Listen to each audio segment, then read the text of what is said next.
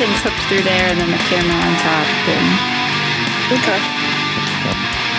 So, all right. Get this party started. Yep, enough audio engineering bullshit. Hello. It's us. It's Pot of the Dead. Hi, guys. On today's episode, we will be covering The Menu from 2022. I am Nicholas, your host, and with me, as always, are the two beautiful ladies, Natasha and Stephanie. Hello. So, on today's episode, as I said, we're covering The Menu, which came out last year. We watched it. I've seen this. Steph has seen this. Tasha has seen this. So This is one of those movies that we all have a little bit of a history on. So that'll be a little different. Like, there's been very few. Scream is maybe the only other one that comes to mind with that. But Tasha, what is your history with this movie? So I'm a self-proclaimed foodie, so that's what really interested me from this, from the get-go of this. I saw that it was set in a fancy restaurant. So I watched it pretty soon after it came out. I had been waiting for it to release, because the concept sounded really cool. This is my second time watching it, and it holds up. Mm-hmm. How about you, Steph? Well, we learned about this from Tasha. So she was like, well, we had seen it and we were like, well, maybe we want to watch this at some point. I remember us discussing it, and then we just never got around to it. And Tasha was like, this movie's really good. You should watch it. And we did. And it was way different than I thought it was going to be.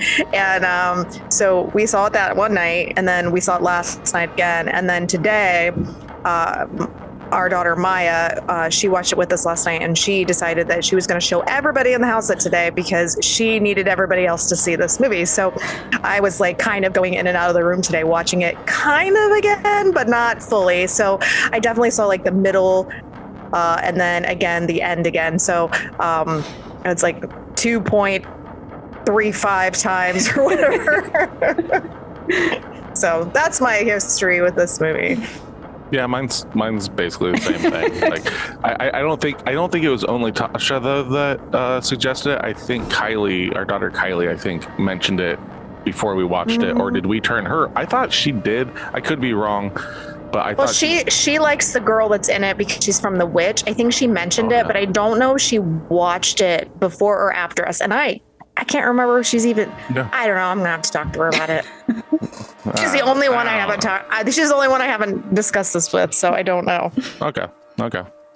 But so let's see here. Before we get into all the nitty gritty stuff, Tasha, do you want to give us a little overview of what this movie is about? Yeah, The Menu is a 2022 American comedy horror film directed by Mark Mylod, written by Seth Reese and Will Tracy, based on an original story created by Tracy, produced by Adam McKay, Betsy Kosh, and Will Ferrell. The film stars Ralph Fiennes, a celebrity chef, with Hong Chow playing his assistant, and Anya Taylor-Joy, Nicholas Hoult, Janet McTeer, Reed Birney, Judith Light, Amy Carrero, and John Leguizamo playing diners who attend his exclusive restaurant. Yeah, so I was actually pretty surprised when I saw who was in the production of this film and stuff like that. Like Adam McKay and all that stuff. Will Ferrell is a producer on this movie and stuff. Okay. So I watched this originally blind, thinking it was going to go one way, and then I had to do some research after the fact to figure out if... I feel like I'm going to give away spoilers if I say too much, but I had to go back through and double check who wrote it to see if it was either a really good movie done well or it completely hit the mark or missed the mark. Yeah, because it's I don't look at this movie like they say it is. I guess I can see, because they say it's a comedy horror satire kind of thing, and it doesn't. No, it's not funny. Well, I mean, it is in the sense. I think it has its moments in the satire thing of what Ralph Fiennes, is that right? Ralph Fiennes? I always want to say Ray. It's Ralph Fiennes. The guy who plays Tyler, I guess. Yeah, he has. Well, no, not Tyler. Voldemort. Oh, that right. Oh, yeah. I guess. Okay, The chef. wrong guy. Yeah, okay. he like him, just like how he's just putting everybody on blast, and like the whole thing is just rubbing their noses in a lot of stuff basically throughout the film. If you're siding with him through the film, it is a comedy, like, in a way. Yes, it's dark and it's Okay, I guess I can see that. There's a couple parts of it that I laughed at just because of like how insane it is because of his character. But I guess I never looked at this movie and been like, this is a comedy. Ever. well, it's not. I definitely think it's more of a satire than a comedy. Like it's sarcastic in a lot of ways, and it pokes a lot of fun at like the molecular gastronomy, high end, like highfalutin. It definitely like, does food that. scene. Yes, that's true. That's what I got a lot of enjoyment out of. I guess I just never look at it that way. So Yeah, it definitely like pokes a lot of holes in their balloons, as it were. Like they think that they're so cool and all this stuff, and this movie definitely pisses all over that. it kind of brings them down a peg or 2 or 10. I mean, 10. that's kind of the entire point of this. That's what I liked about it. It's like it shits on the elite essentially, and makes them not as important as they think they are. And like I really liked that that aspect of it, I guess. And I also read a review about this movie and the parallels between the food scene and the elitist film culture. Oh, that also. makes sense. Okay. Elitist film culture. I don't know who they're talking about in that. Exactly. I was wondering if you were going to pick up on that, man. Music too, maybe, Nick? Are we just popping? Got anything else you want to say, guys? Jesus fucking Christ! No, I think I'm good. You asked for it. Thank you. Did what? I said once. I said one word. I was just like, I don't know who they're talking about, and it's just like, What is your yourself. name? What's your name on here? What's your name? Exactly. Elitist scum. Yeah. Oh, hello. Oh, and I thought we were talking about.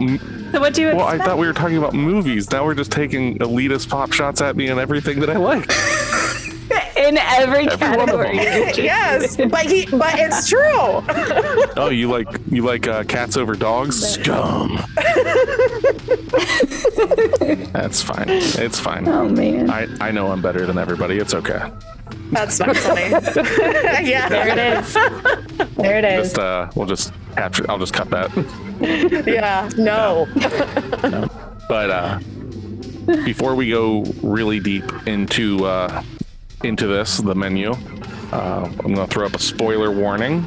After the spoiler warning, we will be going into the film, but stick around for just a second. Don't run away yet. This is a movie club.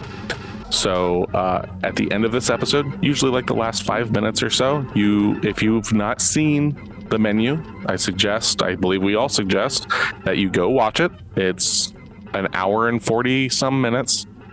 It's actually a quick 1:43, and come back and listen to us. If you don't give a shit about spoilers or you've already seen the film, just stick through. But like I said, last 5 minutes will tell you what movie we will be watching in the coming week to go over for next week's episode, so you can be up to speed with us.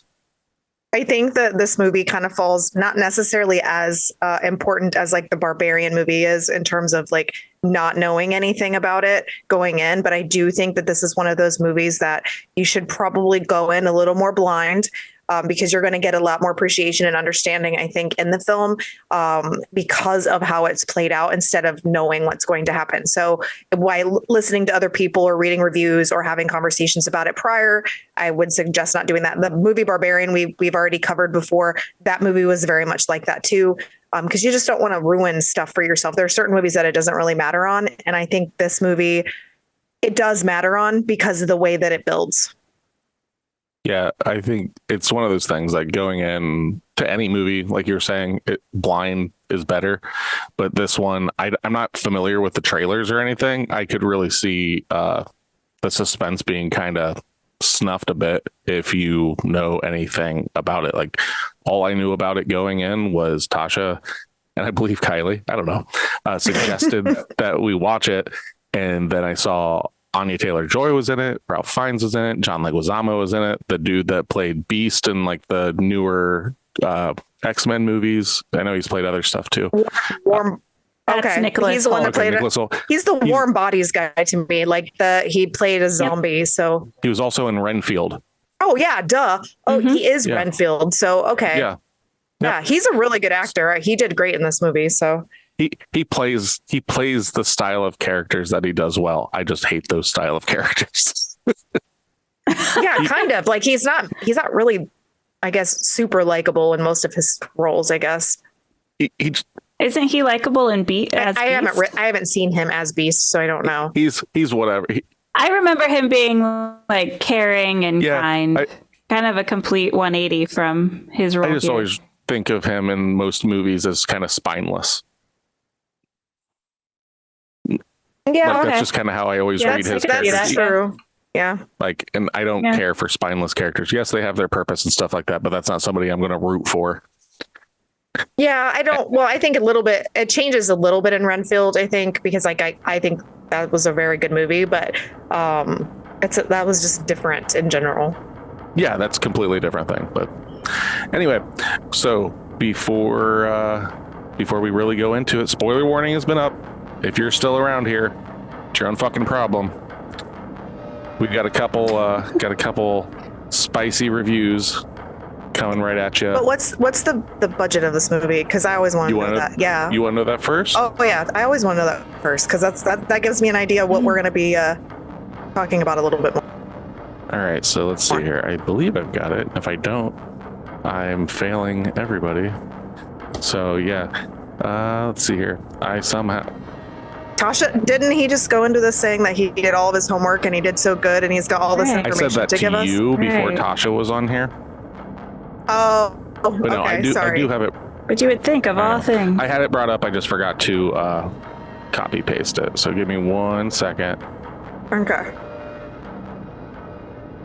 I got it. Oh, you're gonna do it to us. All right.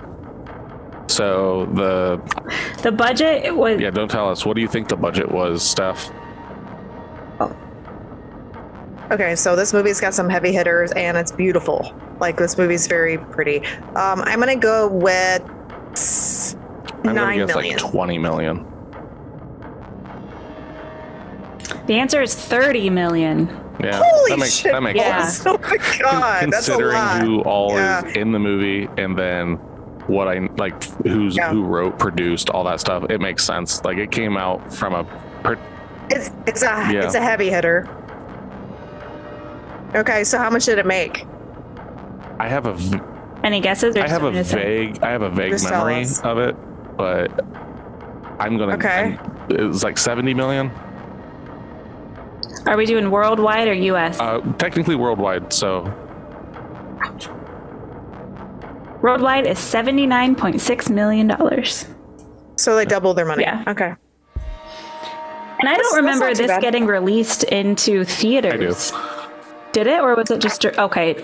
I just remember watching Did it? it Okay. it streaming. came out in theaters. I believe it was like a week or two after the second Black Panther movie, because its opening weekend it was second to Black Panther: Wakanda Forever. Gotcha. Which does not mean that this movie's worse than that film, because I like the Marvel films for what they are. And Wakanda Forever sucks. I mean, Namor was good, but yeah, Wakanda Forever was just severely lacking. Yeah, I didn't see it. I had better hopes for it. It did not come out I've well got for better me. things to do with 2.5 hours of my time.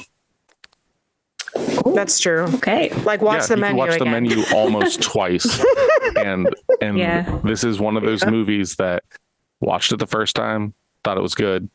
Watched it the second time. I think I liked it a little more the second time.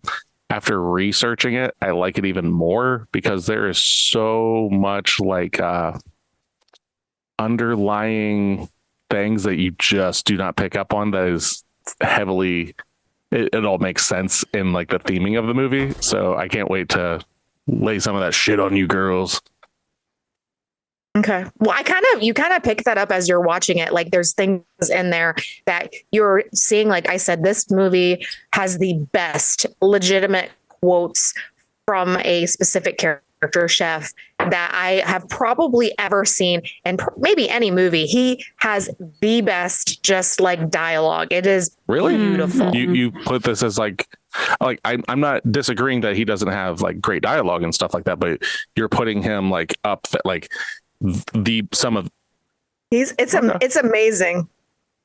Yeah, it's really good only because it fits really well into the context and it hits like it's supposed to hit. So I think that in this overarching theme of what this movie is, it hits pretty much perfection in terms of the way he's building the world and the way that he's communicating with our customers, let's say. I could agree with that because a lot of what he says seems very like he doesn't say a lot, but what he does say is really purposeful throughout the whole movie. Mm-hmm. So and it hits hard. Yeah. Like some of that stuff I was reading, I was like, this movie is full of so many quotes, and it's not the cheesy quotes you get that people laugh at and all that. It's like stuff that is exceptionally meaningful. And I think just in general, right on. Like what goes to my brain instantly when it's like best quotes, like characters with like flawless quotes throughout an entire film kind of thing. I instantly go to like Kevin Spacey in Seven. Like when he does start talking and stuff at the end and everything, like everything that he's saying is so poignant. And the same thing with what's his name? Oh, I'm losing credit. Silence of the Lambs. Fucking yep.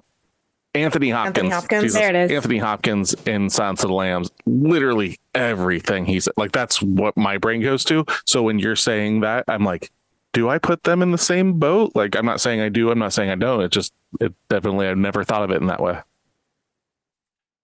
Well, I think it depends on like, if you're talking about the character as themselves, like they're the villains or they're not the villains. Like, I can't remember, like, I know Seven, you harken back to that all the time because that's one of your favorite movies. I know I've watched it. It's been a long time and I haven't paid close enough attention to it. So I can't pull from that, but like I can from Silence of the Lambs. That movie is beautiful in itself, but he's the villain of the story. This story, Chef is not necessarily the villain. Right. I mean, in my opinion, I think he is just a very tragic character, tired of being treated like absolute dog shit by the world's elite. And you can kind of side with him a lot in this because of that. And you don't look at him as the bad guy. I mean, there's some arguments to be made considering that he basically is poised as a cult leader. Well, I think we should just get into it because there's a lot that could make you lean one way or another. But true. All right, so let's do our reviews and then let's start with our 10 out of 10. So if you want to be a part of our club, you can find us at facebook.com/pod of the dead or else, on Instagram at pod_of_the_dead, or on TikTok at pod of the dead. If you want to email us any questions, any complaints, or movie recommendations, you can email us at podofthedead666@gmail.com.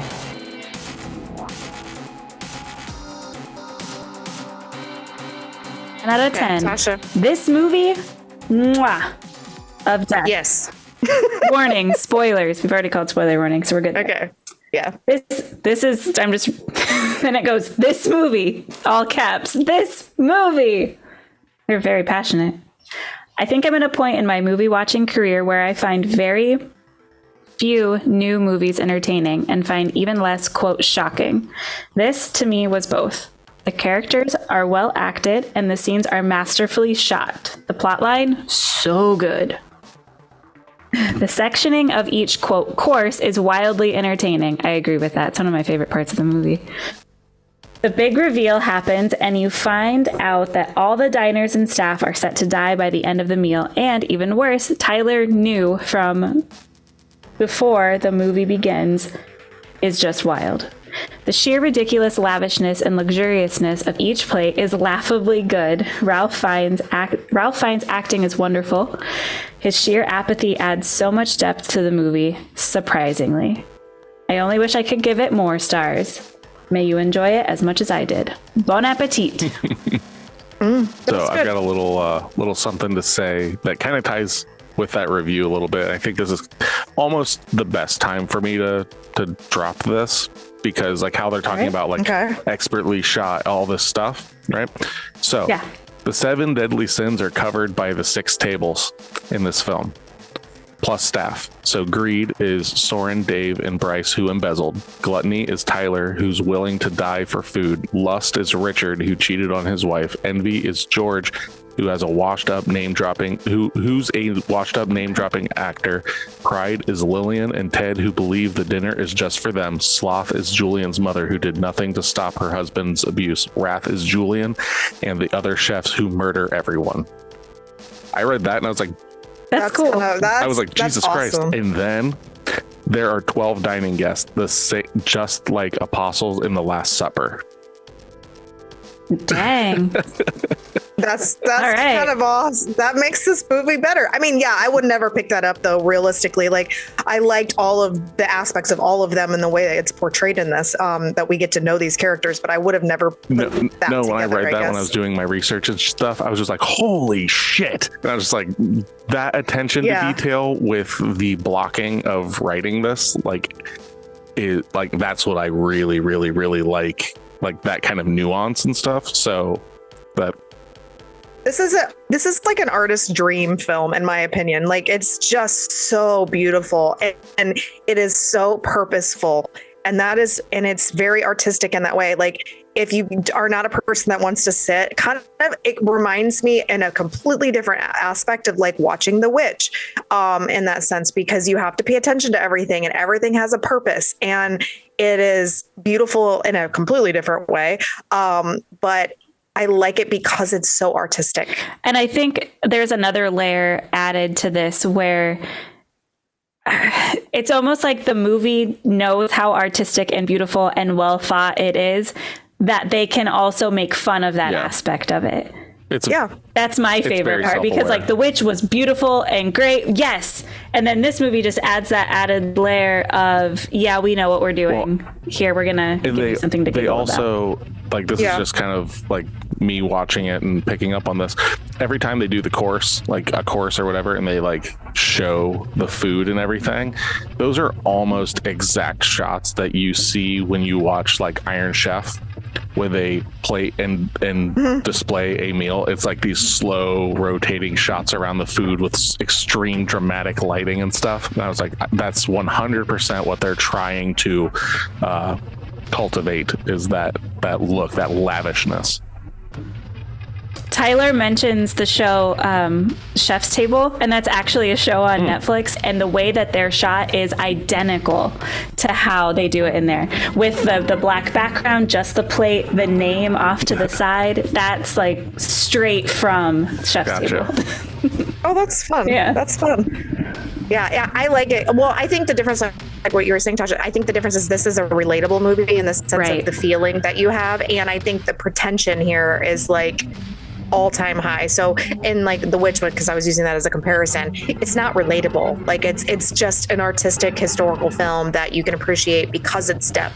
But this is in itself, like, I find a lot of the things that he said, and it's probably because I am my own artist, like I write for a living, I can really understand where his feelings come from, the chef's feelings do, when he portrays that to his customers, because it's like, I feel a lot of that stuff too, bro.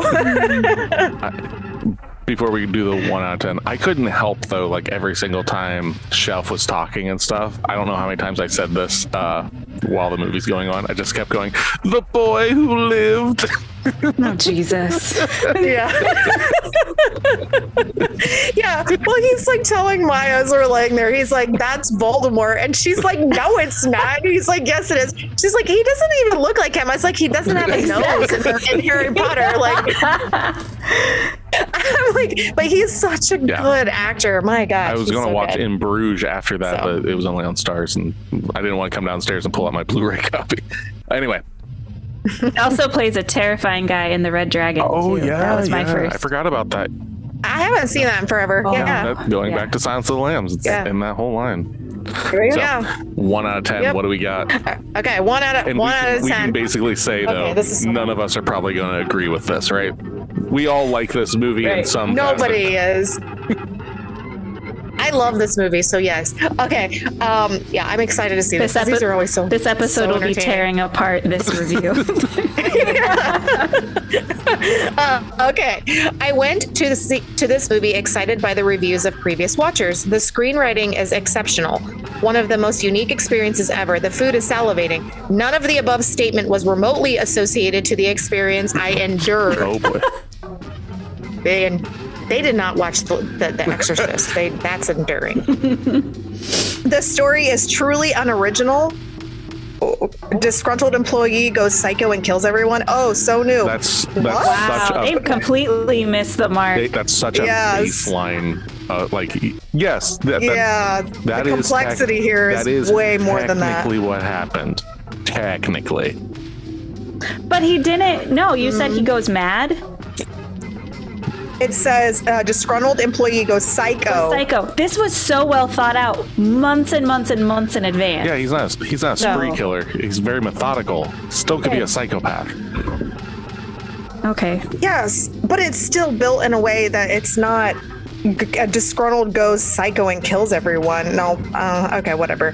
The crimes for which people were punished were so ridiculous. I cringed.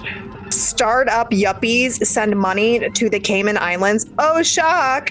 Bad reviews on culinary reviews make restaurants close. Oh my God, unheard of. Wow. Old guy goes with younger woman prostitute. Who could have imagined such an exotic and surprising turn of events? Not why they died. No, it's not. And what about the puppet moaning at the table in the corner? The puppet. Mamas, I think that's what he's talking about. Oh, God. The puppet. You know what would give this movie like an extra half point? If Jim Henson Company had just like one random Muppet. If it was literally, you just kept going over there and it's like puppet. Elmo face down in a bottle of gin. But the Muppets can't come to that demise. It's not Oh fair. my gosh. What is the chef's mother's plot line supposed to do for us? Well, okay. He wants to. Okay. Food was good. Really? Do you have any idea what food that looks good and makes you salivate or salivating in a movie should look like? That's not the point of this. Yeah. Okay. Go watch Babette's Feast and then come back to me and talk about being and okay, this is grammatical issues, guys. Sorry. Okay. Then come back and talk to me about being original writer. They put and original writer. How dare they? Absurd because yes. So what? I don't know Babette's Feast, but I am going to go and probably see what this is. So I'm curious to see. So I can. I'm going to watch what they said just so I can shit on that. Yeah, it might be good. I don't know. I've never seen maybe it. I'll love it. It's got the name. It might got be. The name I am neither. Babette Absurd. It can't be good. Yeah, I have a history with a Babette. That was one of my great aunt's cats. Oh, it was. She was a beautiful black Persian and hated people so much. She hated everyone, but she was gorgeous. Anyway. Absurd because so boring. Such a huge disappointment. I had to create this account just to vent. That tells you all. So I looked up Babette's Feast and the first, where did it go? It's basically about a banquet that brings somebody home. A glorious banquet allows Babette to give of her very best in her exile from France. So it's literally, I think they just want you to see the food at Babette's Feast, which is like a giant Thanksgiving dinner. So this person I don't think knows like what modern cuisine and like cuisine as art and gastronomy and all of that. Yeah, and is. that definitely leans into like the pretension and stuff, because I like Oh, I totally. like fancy food stuff, right? And but there's it's like a bell curve. Like it gets to a point where like shit just like is so opulent and decadent, and it gets to a point for me it's pointless, where just because you can get this artistic and stuff with it doesn't mean you should. Like it's just like, at what point? I disagree with that. I agree with Steph on that. I think there's a place for that. It's food as art, just like movies as art, or very like avant-garde music. This is the same thing. So people it's go not to these, for everybody. Right. People go to these restaurants not necessarily to feel like stuffed and like that, but it's for the chef and the chef's vision of like the tasting menu. Things like that where it's an event. It's not to eat, it's to taste. Right. Did you not watch the movie? No, what I'm saying I know. is I fully understand that. For me, it's a bell curve. It hits this line where it like, is just no longer interesting and stuff to me. It becomes almost masturbatory. And it's just like, look, I turned this 4-course meal into fog. And it's just like, okay. Yeah. Like you can like that, that's fine. But like for me, it like there just becomes this line. I don't think they do that in this movie. But there definitely is a course that he's doing that in, and I think he agrees with me at that point where he's just like, yeah, fuck you, and like he's punishing his guests by not giving them bread, and stuff like that, and like I'm just like, yep. Well, that's 100%. And that's how I look at it. Like when you deconstruct, like when like people want to be like, oh, it's a deconstructed X, Y, and Z. And you deconstruct it to the point where like I'm literally having to crack an egg into some flour and make my own damn cake. Come on. That's But yeah, I agree. Like, I think that you get to that line where it's no longer about eating and it's all about your experience and it's about the taste. It's not about them getting full. It's not about the sustenance aspect. It's about the experience and the flavor profiles that you are experiencing. So this movie is not about getting full. This movie is about the entire experience, which obviously in this movie does not go well for these people, but it is a beautiful way of putting it because the way that it's played out. And I have never been a person like I like watching movies and stuff or TV shows or whatever that talks about food. I've been watching it since I was very young, but I never look at it in the same like small plate tasting aspect. I look at it on a consumption aspect. It's not that I don't appreciate the other. It's just that that's not what I am going into it looking for. So but I appreciate this movie nonetheless because it's just beautiful. So I do have so that was our 10 out of 10 and our 1 out of 10, but I do have a bonus review because I found one that I found to be pretty cool. I haven't really read it. I just read the headline of it. I saw its length and I thought it was worth it. I'm not even going to give you what their actual review score is. Okay. As a restaurant owner, I just had to watch this film. Intense. You'll never be on the edge. You'll be on the edge of your seat. I opened my first restaurant here in Cleveland, Ohio when I was 21 years old and have been a hospitalian ever since. This film took the gripes and what is this word? Foibles of hospitality. Of hospitality workers and turned it into a ghastly and riveting look at the fault lines of human nature and the excesses of the entitled. Brilliantly written and so intense I couldn't tear my eyes away even in the most exorbitant moments. The many layers of backhouse references and coded gastronomical winks were a special pleasure. I'm already looking forward to watching this film a second time to catch all the nuances and that I missed on the first go around. So I thought that was awesome that there was a review from someone that is a legitimate chef, and lo and behold, Cleveland, Ohio, just a few hours from us in our home state. I think they said everything, so we don't even have to do this anymore, do we? Like that's the wrap up. We're done. There we go. But yeah, so Do you guys want to start getting into it then? Yes, Alrighty. please. Okay. Yes. So, we open up and we've got, I'm going to refer to these people by what I remember them by. I know it's Tyler and Margot is who we see, but you know how I am. Mm-hmm. So we see Tyler and Margot, Beast and Anya Taylor-Joy. So we got Beast and the Witch. Jesus. Beast and Allison. Yes, Beast and Allison. Allison. So Beast and Allison are waiting for a boat, and Allison is smoking her cigarette and everything, and Beast is kind of giving her shit about it because, you're going to ruin your palate and all this stuff.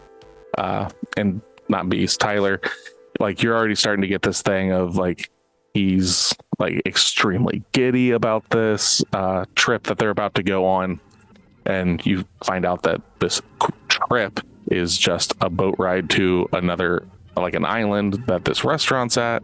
And he explains to Margot that there's not going to be a lot of people going because it's a 12-person dinner. The dinner is extremely expensive. $12,500, I believe I heard. So that's 25 grand a couple. And we later find out that some people have been here multiple times, like an insane amount of times. Yeah, that's crazy.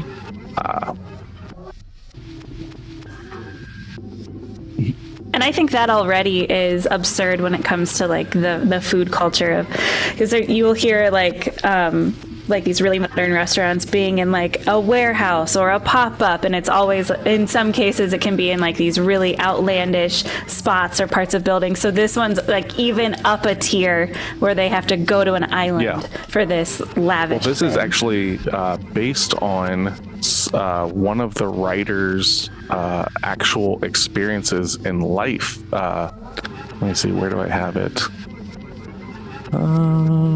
Somewhere here. I have so many notes for this movie, and it's insane. Nope, that's that stuff. I'm gonna cut all this out. That's all. Did you know? Casting, production. Jesus Christ. Got it here somewhere. The Ravens won 37. Nice. I saw a 17-3 last I checked. And this was supposed to be like a preview of what could be the Super Bowl, I heard. Fuck that. Nice. All right. Where is it? I know I fucking got it here.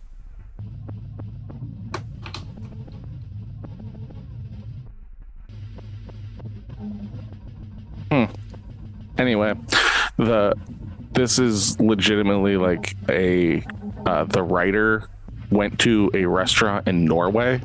That this is exactly how it went.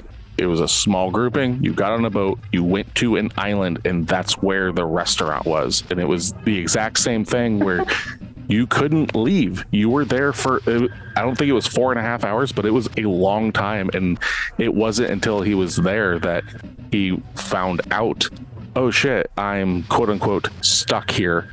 And so like that's definitely like this is definitely like set in reality. Like this kind of shit exists out there.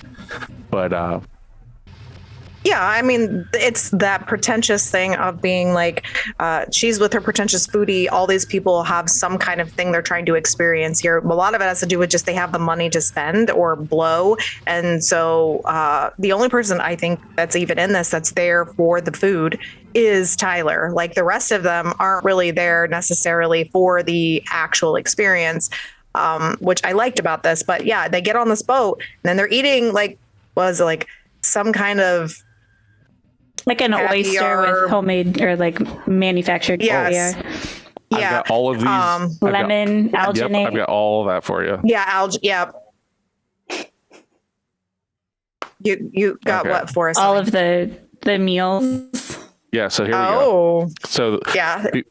Once we get to that point, every time we hit a meal, you will get a nice pocket of information. But so we're there, waiting on the boat and everything. We start getting introduced to some of our cast and stuff. And I've got my notes that John Leguizamo has officially entered the chat. And something that I really like about his character in this is that he, to do this role and stuff, he basically was like, who do I think is a shitty actor who I can base this on? And he basically he told some reporters and stuff that he based it on Steven Seagal, whom he called a horrible human due to a particularly bad experience while working with Seagal on Executive Decision in 1996. The multiple references to Diaz playing a cook in one of his movies may be a nod to the fact that Under Siege is a Seagal film in which he played a cook. Okay. So he basically is just like, fuck it, I'm just gonna be Steven Seagal in this damn movie. Well, he's like a washed-up actor, and I liked that about it. And his ass-kissing assistant's there who wants to quit her job, essentially. But I like that. But yeah, they get on this boat, and then they're going there. And when you arrive, it's gorgeous. Like, that's another thing I loved about this. And when they're walking across this boardwalk before all of this, you know, the ladies taking their names and writing them down, and they don't like that the character who played, what is it, Margot? She's not supposed to be the one that's supposed to be there. So that kind of throws a wrench into things. And I liked that because they kind of highlighted that, I guess. So you understood this was off. Do you know why? Like, I didn't realize this until I was researching. Do you know why they didn't like the fact that Margot isn't, who do I have? Miss Westerfelt? It's because... I wondered what was wrong. Yeah, I wondered what she had to do with it. It's because Hawthorne does not accept substitutions.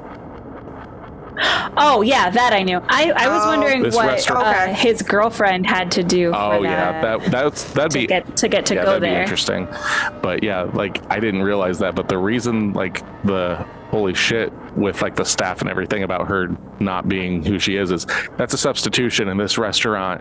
You don't get substitutions. Like. Oh no! You so that I was just instantly like, okay. And then also at this point, so Elsa, who is I've got her down as maitre d', but I don't think that's correct. Is she the maitre d'? Okay. Elsa, she's the one that's taking all their names and stuff, and she's going to lead them and a few goats to the restaurant. So in the beginning of the film, the customers are led to the restaurant by Elsa and a few goats. A Judas goat is a goat used to keep cattle and other livestock calm while being led onto trucks and into slaughterhouses. This is a hint that the diners are cattle being led to the slaughter.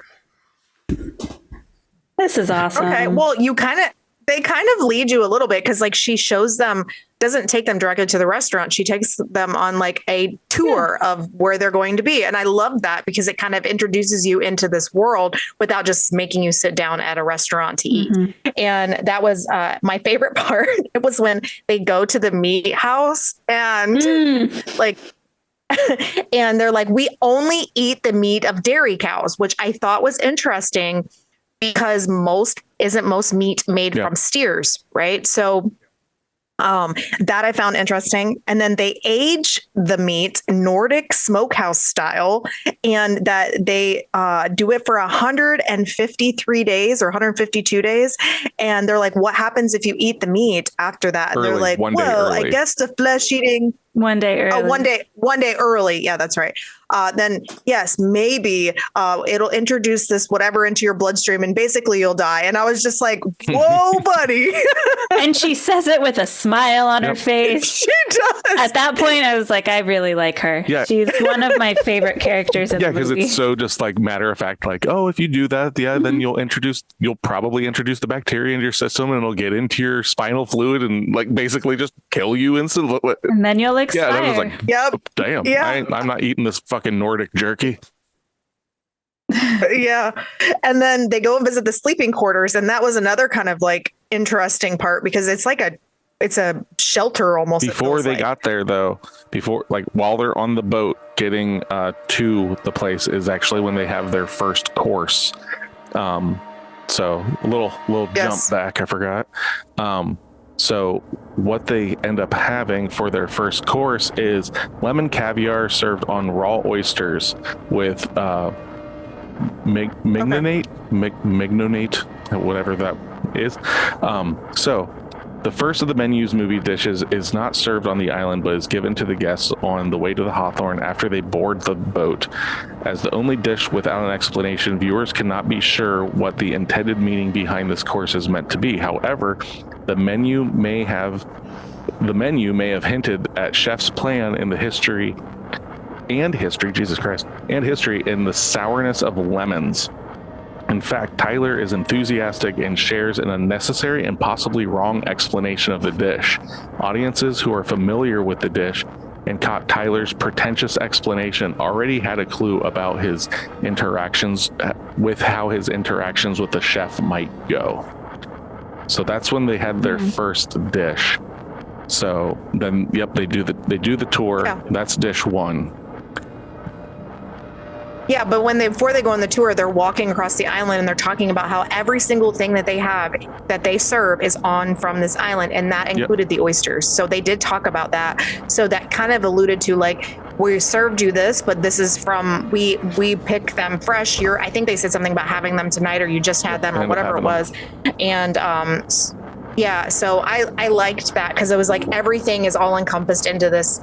We do everything in house. We're not bringing anything in. We're making everything I just said in house, but yes, in house. So there we go. By this time, they finally make it into the restaurant, the Hawthorne, and it's at this point that we start getting more of a feel of everybody. We're seeing like a couple people here, a couple people there, and I've got written down. It's just like these people, the cooks, kind of are acting and looking like cult members, because like when they show the barracks and stuff like that where they sleep and everything, it's very reminiscent of Jonestown and all that. And they also talk how they only get 4 hours of sleep, which sleep deprivation is a huge thing in cult leaders and like their indoctrinating of people and stuff. But so they only refer, in my notes they only refer to Voldemort as Chef. So Chef Voldemort. But also, if like you look at restaurant culture and like the people that work in restaurants, it's very militaristic too. So if you're not going down that cult avenue, seeing it as barracks and yes, chef, and I listen to my leader, that I think it's that like on steroids of like what a traditional kitchen would look like especially like a French kitchen, where it's very like you have your tiers of people. So I didn't pick up on that aspect of it until like doing some research. I didn't either, because I was just like, that's how you talk when you're cooking. Like when you see stuff, especially on like food shows, that's kind of how they act. So it's at this time that we find out that dinner is going to be 4 hours and 25 minutes each day. That's how long dinner takes, because we go through all of these courses. And we're informed that you are able to watch the cooks create, but there are no photos to be taken. What I find really interesting about this is that the entire kitchen team were trained to actually create the dishes broken down station by station, so that if at any time you look at them, they are all doing the correct things they should be doing for that dish, were it in real life and not a movie. And Dominique, there's a Dominique Crenn, is her name. She's a French chef, and she was the like consult for teaching all of these actors how to put it together. Yeah, the lavish food layouts were they're really cool. Like, oh, you're fine. The lavish food layouts were prepared by renowned French chef Dominique Crenn, the only female chef in the United States to attain 3 Michelin stars for her restaurant in San Francisco as of 2016. Though many of the cast and crew were often tempted to taste the delicacies between takes, they had to be reminded that the food items were predominantly props and thus inedible. Because of this, though, later on in the movie there is a cheeseburger, correct? And this is the only bit of food throughout the movie that is actually like edible food. And during all those scenes, the entire cast was getting like incredibly hungry. So John Leguizamo ended up ordering cheeseburgers and French fries for everybody on set that day to feed everybody. And I was like, man, cool guy John Leguizamo strikes again. That's awesome. That's funny. Yes. So, where are we at here? Well, we're sitting in our, I did not take, like, I have a lot of pages of notes on this, but my notes are not like most of the play-by-plays because I didn't feel like that was necessary with this movie. Most of the stuff I wrote down with this was just quotes, because they were just beautiful in this. And yeah, this episode, last episode was like my beginning for like doing a lot lighter note taking and stuff, going play by play. So that's where it's going to be like a little more. We're not going to tell you the exact story. It's going to be kind of like by feel and everything. We're going to get there. Yeah. And so when we walk in and they sit down, and I wrote down like all the breakdown of all of these characters, like we have the 3 working men and they're at their table, and then we have the washed up actor and his assistant at their table. And we have the prostitute and the pretentious foodie at their table. That's what I have written down. Well, we do know because we know from earlier in our review that we read. Yes, I know. Didn't they say that in that? And then we have the food critic and her Nick called her like the ass kisser that's with her. So that's the ass kisser. And then we have mom, and then we have the husband and the wife, which there are the repeat customers. They've been here 11 times. We find out later on, and we'll get to that scene. 11 times. That comes out to over $250,000 these motherfuckers have spent here. Jesus Christ, that's so much money. And the wife, the wife is was she from previously? Okay. Who's the boss? Yeah. Oh. Yeah, that's how I recognized her from that. But I didn't recognize the husband from anything. So while they're there and everything, I believe it's Elsa is like talking to everybody and all this, and she informs somebody. It's like, we know everyone who dines with us. They basically, like, everyone that comes here and dines, we do our background checks and stuff like that. But even more so, we're kind of informed that basically at COVID time, because this takes place after COVID and it's referenced a little bit in the movie just for a time marker, from COVID time on, people weren't making reservations here as much as it seemed like the restaurant was allowing, like they were the ones reaching out, being like, inviting them in now. And that's where you start getting what is going to happen in this film, because these people didn't all accidentally show up here together. They were all invited here. They all were put on the waiting list until it was all available to get them all here for this one menu. Okay. So, listening to the critics do their thing makes me want to play in traffic. Every single time I listen to the food critics talk in this, the pretension is so fucking high, like, and on purpose. Like, they do it so well. Like, there are so many characters in this movie that are written to not necessarily like the I've got them as the dude bros, like your yuppie upstart 3 guys, the business guys. You're not meant to like them, and they do a fucking great job at making them unlikable. And it's not like oh, we're just gonna make them shitheads. It's just very, very nuanced. Like, it's just like, these are real people. Like, this person rubs me wrong and I don't care for this person. Same with the food critics. They're so fucking up their own ass. Well, she's up her own ass, he's up her ass, like, because he's such a parasite kind of person with it. Like, no matter what she says, he's like, oh yeah, I thought that too. Yes, oh yes. And every time I see that, like, dichotomy, or not dichotomy, the whatever, anytime that dynamic, I instantly I'm like, just kill me now. I can't fucking stand watching this shit. Even though I think they really go ahead.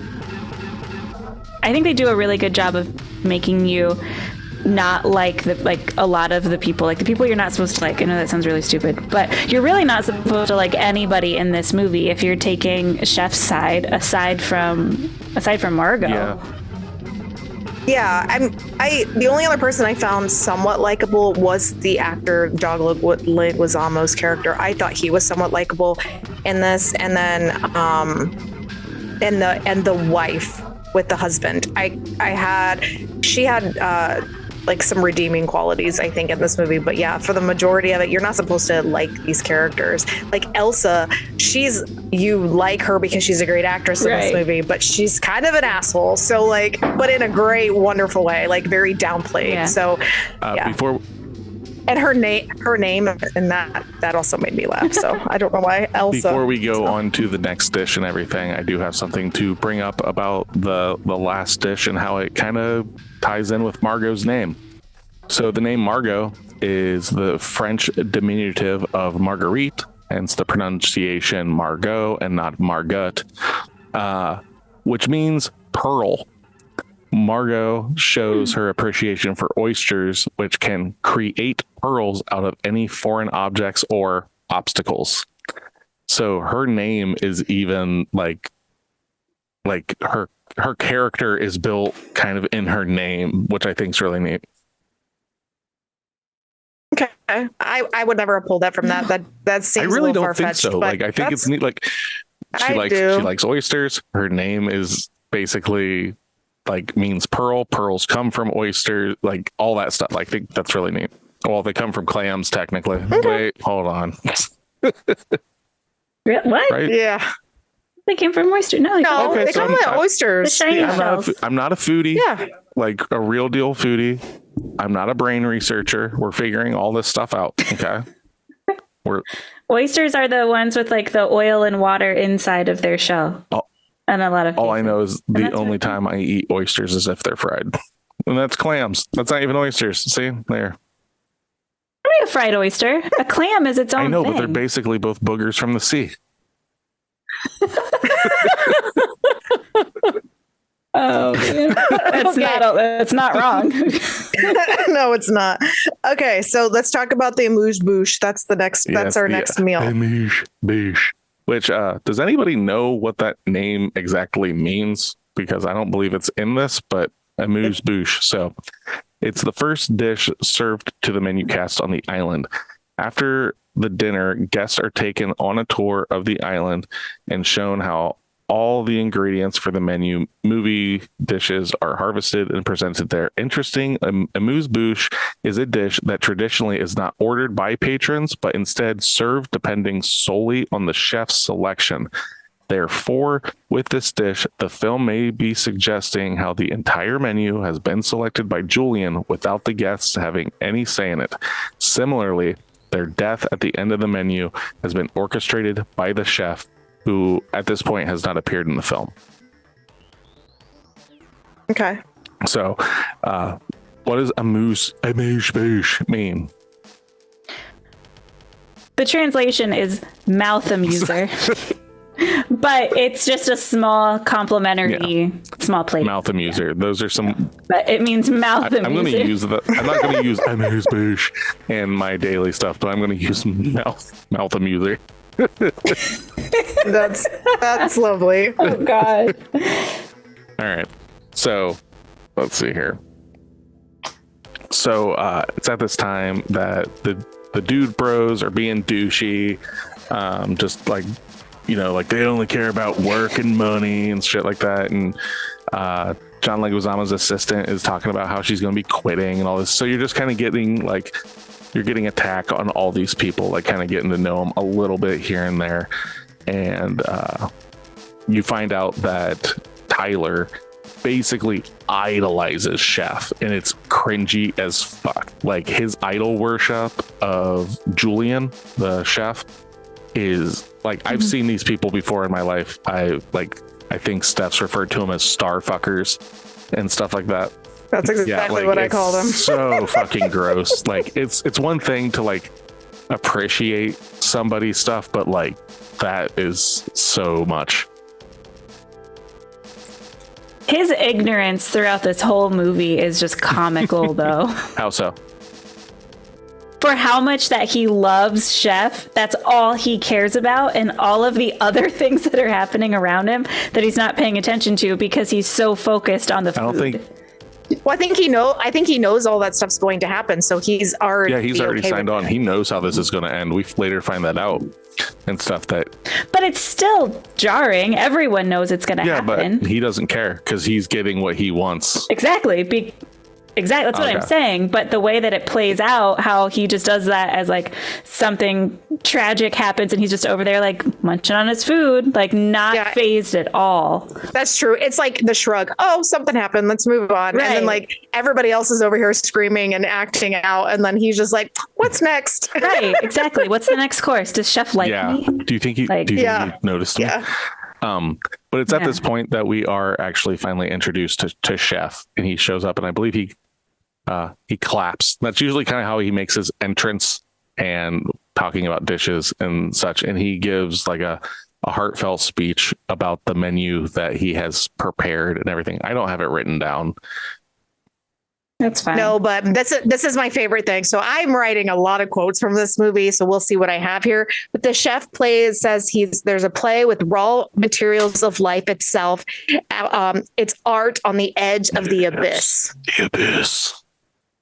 Like, so beautiful. This is why this movie gets me every time. So while he's giving, okay. Do you have more? No, now we're at the part where we're at first course, right? So he gives his quote and everything. And again, it fucking cuts to Tyler and he's fucking crying. Like he's like, it's so emotional. Like it really connects with me. And they'd already been told, like, you can watch our chefs and stuff like that. Just no photography. And he just doesn't fucking care. He's taking pictures of his shit and everything. Does not. But which is weird because it's not like those photos are ever going to go anywhere. What I was reading, because like I thought that too, is that, he knows that he's not making it out of here, but he's just so fucking up fucking Chef's ass about all this stuff that he's like, I've got to document this. It's so amazing. Mm-hmm. Okay. But makes sense. And at this point, your first time watching, you're just seeing it as an asshole who doesn't know how to follow directions. True. He's just a self-entitled douchebag. Right. But it's at this point then we cut back to like John Leguizamo talking to his assistant and everything. And this is one of my favorite parts of dialogue that is just kind of throwaway dialogue, but it's probably one of my favorites. So his assistant's talking about this, like, we're going to do maybe a cooking show where you travel around and all this stuff. And he's like, you'll just get like a picture of me like on a green Vespa, some capri pants, fake an orgasm, talk about how racism is not so cool, just fucking do all this stuff. And I'm just like, oh my God, like it's exactly like what I think of when people that you see like on show, like these like real life shows, like, well, real life, using that very loosely, but it's like, why is this guy the host of a show where they're traveling around doing this stuff? And it's literally like, it's just showing, he's like, he doesn't fucking care. He's just getting a paycheck. Like, fucking, I just fake this, fake that,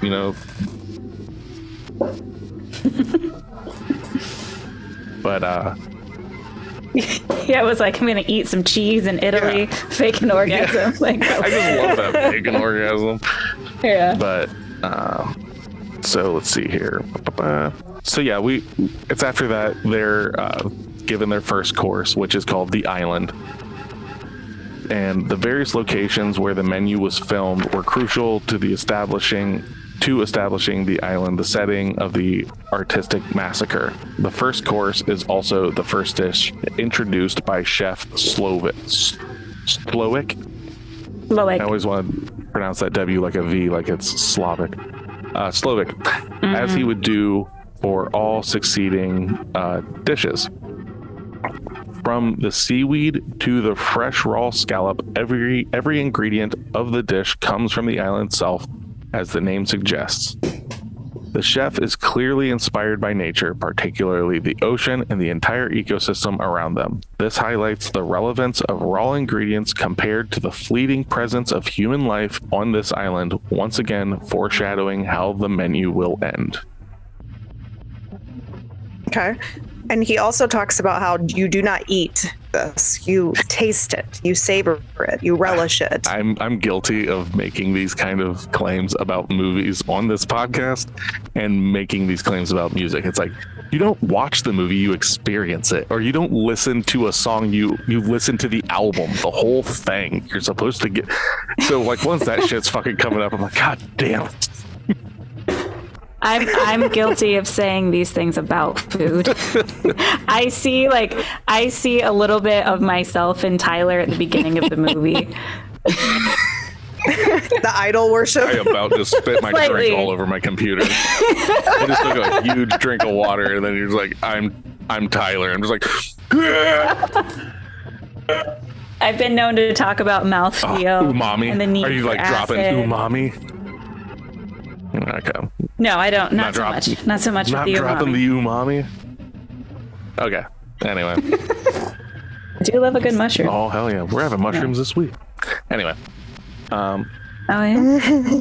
We see like the old married couple. It seems like they're kind of going through the motions. Like they're at the table together, but they're not really like talking to each other as much as like, did you hear about that thing? Blah blah blah. Mm-hmm. And then we get onto our next course, which is the bread course, This one's amazing. Yeah, or so we thereof. are led to believe. It is the breadless bread plate. The second course is made up of no bread with only savory accomplishments, defined as genius by some guests but offensive to others. As Lillian Bloom, the critic, suggests in her comment, the concept of the dish is rooted in class history, which is often highlighted through the privileged diners in the menu. The first truly unusual offering amongst the menu movie dishes, this plate of sauces suggests that none of the island's guests deserve bread at all. They are not ordinary men and women, and as explained by Chef, bread and grain have always been the food of common men through history. This was the first overt clue about Chef's uncommon plans. Mm-hmm. Yes, and it also talks about how grain represents 65% of all agriculture. And I found that very, and that makes bread the food of the common people.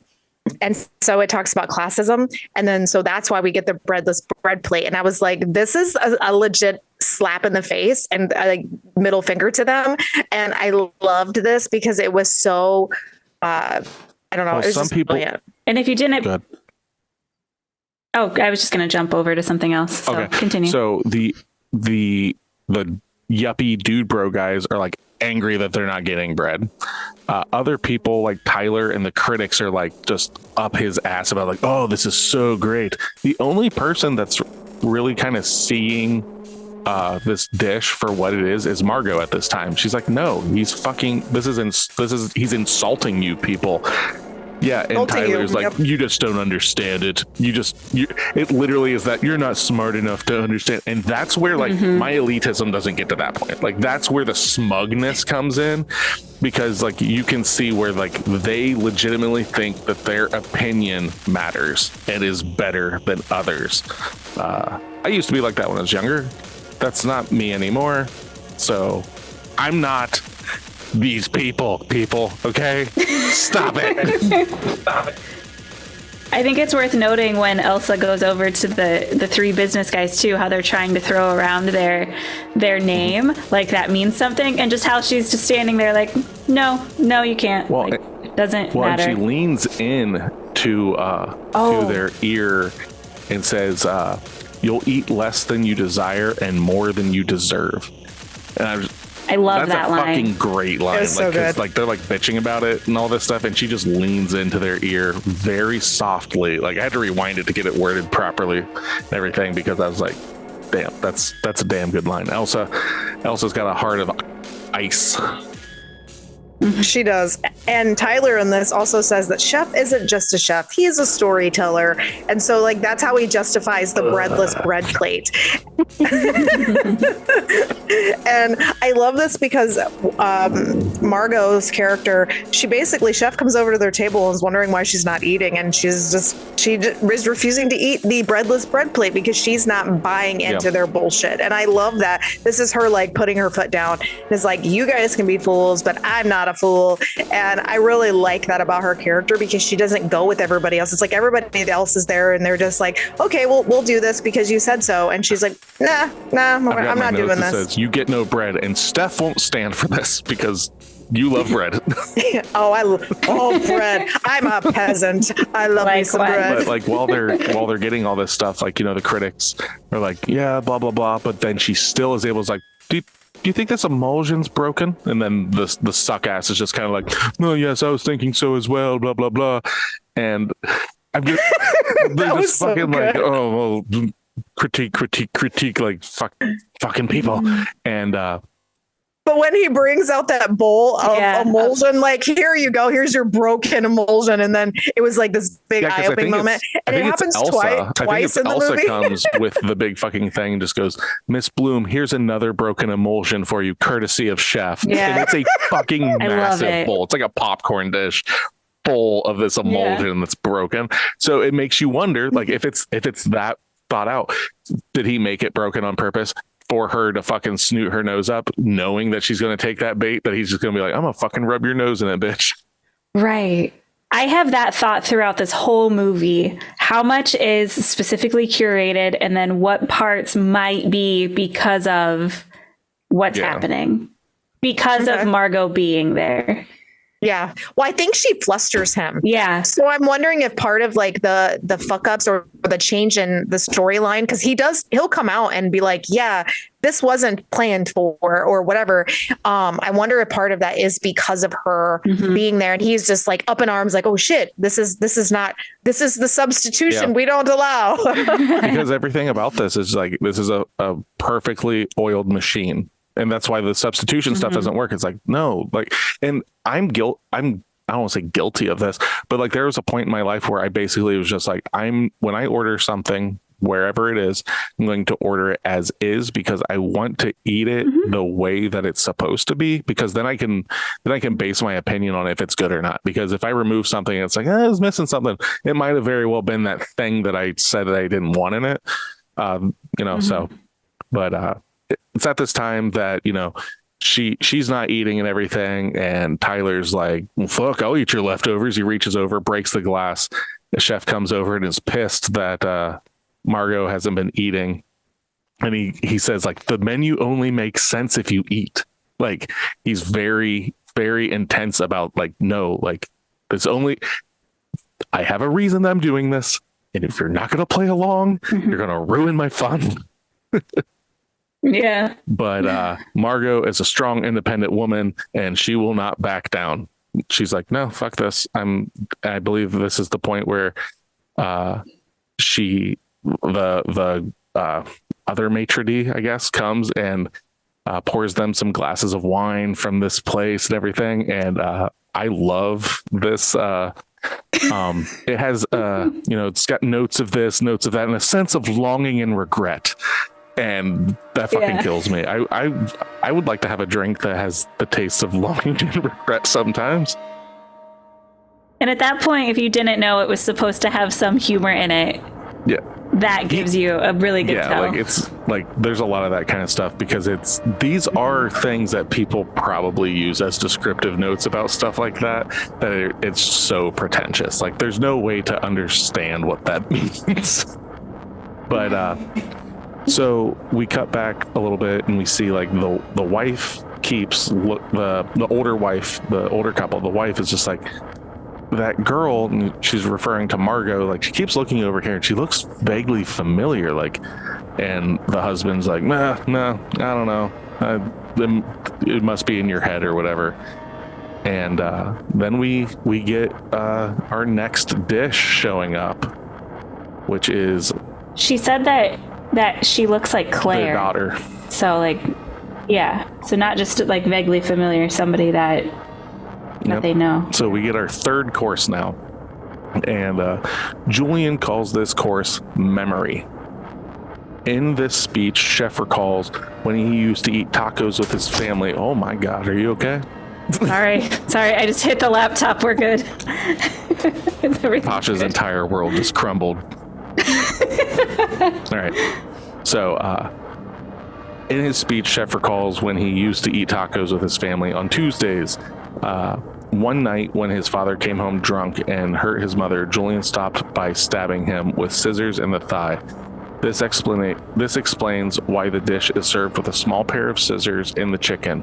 Julian also mentions that this is a dish he has made since the beginning of his career as a chef. However, as with every one of the Menu's movie dishes, these tasty tacos come with a dark twist. As the ending of the Menu approaches, things start to get weird. The guests soon find out that the tacos contain personal and sometimes compromising pictures or documents of each guest. As such, the tacos expose the guests' secrets, like Richard cheating on his wife. Hilariously, Tyler's photos were of him taking pictures during the dinner. Not only that, but the personalized tacos also subtly reveal why Julian had chosen these specific guests. The food critic Lillian, for example, has caused many restaurants to close with their picture shown on her tacos. They all represent why Julian has lost his love for his craft. Another thing, though, that I found is the chicken, I believe, is like, you've got the scissors stabbed in it. I believe the chicken's tied a little bit. That is phone cord. The same thing that the father was strangling Julian's mother with in the story. Oh, I missed that. I read that somewhere that it was so the scissors and the phone cord are all there in this meal. Oh. Yeah, I only picked up on where he was like, and I stabbed him in the thigh as they're stabbing tiny scissors into chicken Yeah, he thigh. says, and I should have stabbed him in the throat, kind of like, ha ha ha. Another thing that's kind of neat, though, is after, when making this movie, the director basically was like, you can, as long as we get our shot, how I want it, you guys can ad lib a little bit or whatever. And one of those ad libs that stayed in the movie is Julian going Taco Tuesday, like that whole little bit or whatever. that was just kind of ad libbed by Fiennes, and he's just like, you know what? Yeah, I like that.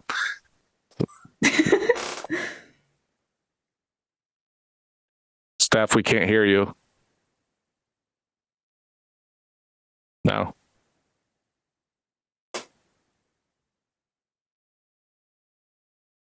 Nope. Now you're muted. There you go. Muted. Oh, that was weird. Yep. I don't know what happened. Yeah, I like this part in the movie because it basically showing everybody's ass, but literally on tortillas. Yeah, because it's just brilliant. I love it so much. And the wire transfers and the fake charges on the Dude Bros table. I was like, they were fucking livid by this. And then they're like, my favorites are sitting there and they're like, well, we work for this guy and it's okay, right? Because he owns the island and he's the silent investor for this place, and so they're talking how their bullshit that they've been pulling with money is it's fine, he can't do anything, he's in it with us, ha ha ha ha ha, that's funny, he's part of this too. And I was like, stupid motherfuckers. It has a lot to do with how they see themselves with that person opposed to what it actually is, because it's we work with him, and they're like, no, you work for him, so they're embezzling money from him and everything. But if you look at this, though, this is something I just kind of pulled up. So every single person that's visiting there, for the most part, not every single one, believes they have a relationship with that place to some degree, because the guys that are sitting at the table have the relationship by working for the same guy or being under the same umbrella. We have John Leguizamo's character who says that he knows him and that's why they're there. And so the assistant just assumes that. Then you have Mr. Yuppie himself, Tyler, who's just absolutely obsessed with him.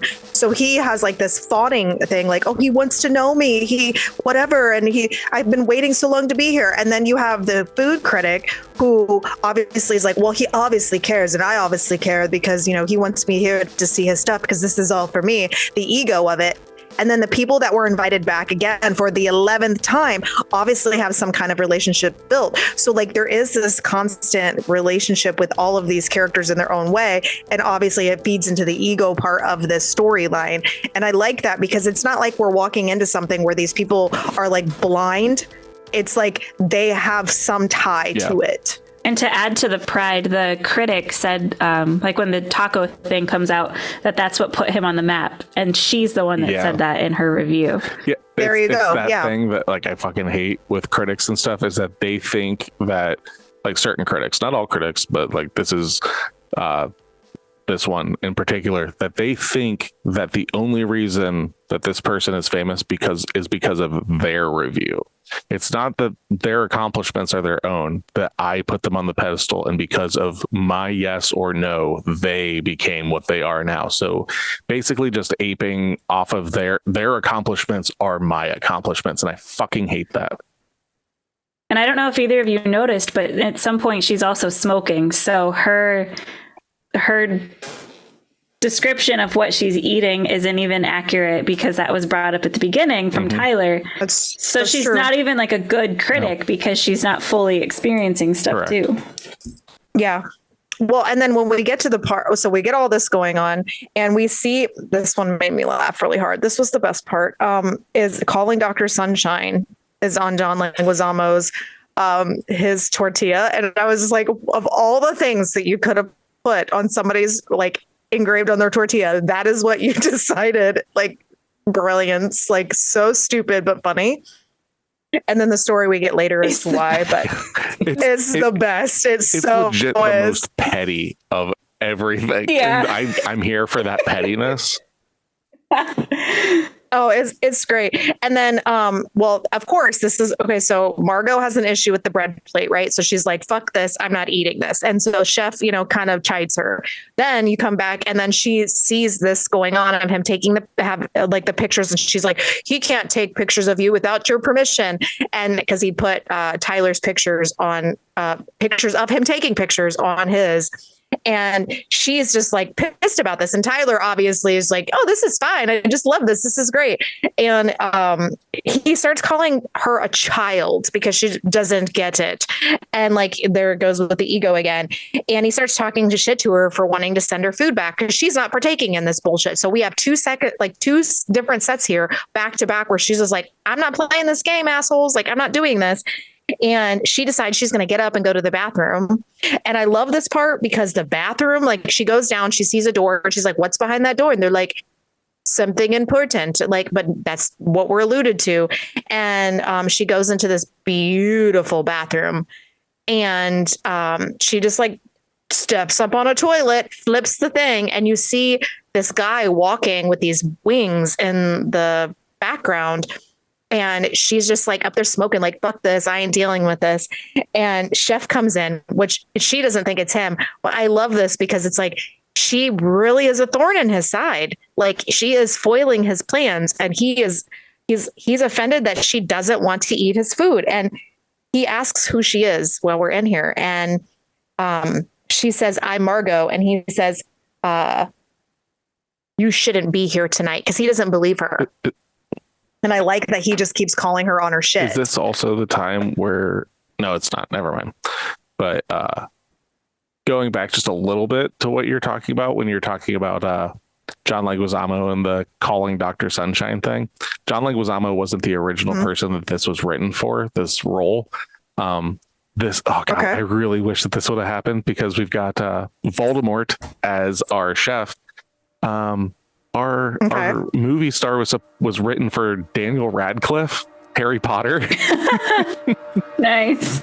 Okay, I could kind of see that, but I like this play better. I think. But there's like, do we know why he didn't take it? I believe it said there's two people that were originally cast for this movie that because of other obligations they weren't able to. So Daniel Radcliffe was going to be the movie star, and they were going to reference a movie that he was actually in called Victor Frankenstein, I guess, that came out in 2015, and that was going to be like the big flop movie or whatever. And then Margot's character was originally, and she was signed on, but because of other reasons she had to leave.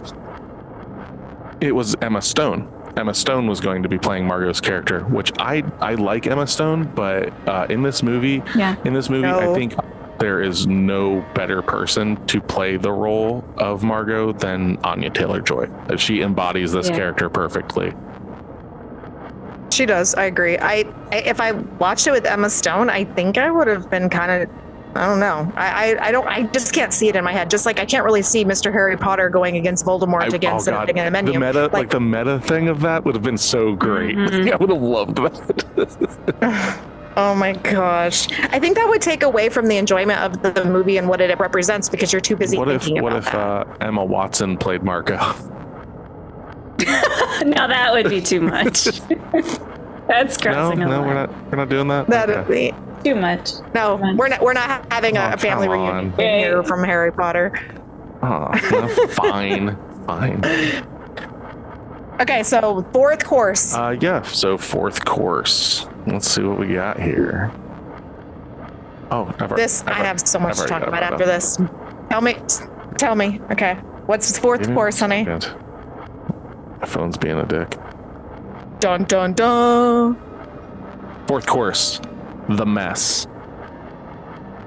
Jeremy is Julian sous chef who serves a key purpose in one of the menu's movie dishes. Indeed, the fourth course starts with Jeremy shooting himself. He will never be good enough to be at chef's level, as explained by Julian in his speech. After his body is taken away, the guests are served pressure-cooked vegetables, roasted filet, potato confit, beef just, and bone marrow. During this course, beef jus. Sure, beef jus. Is it spelled the same?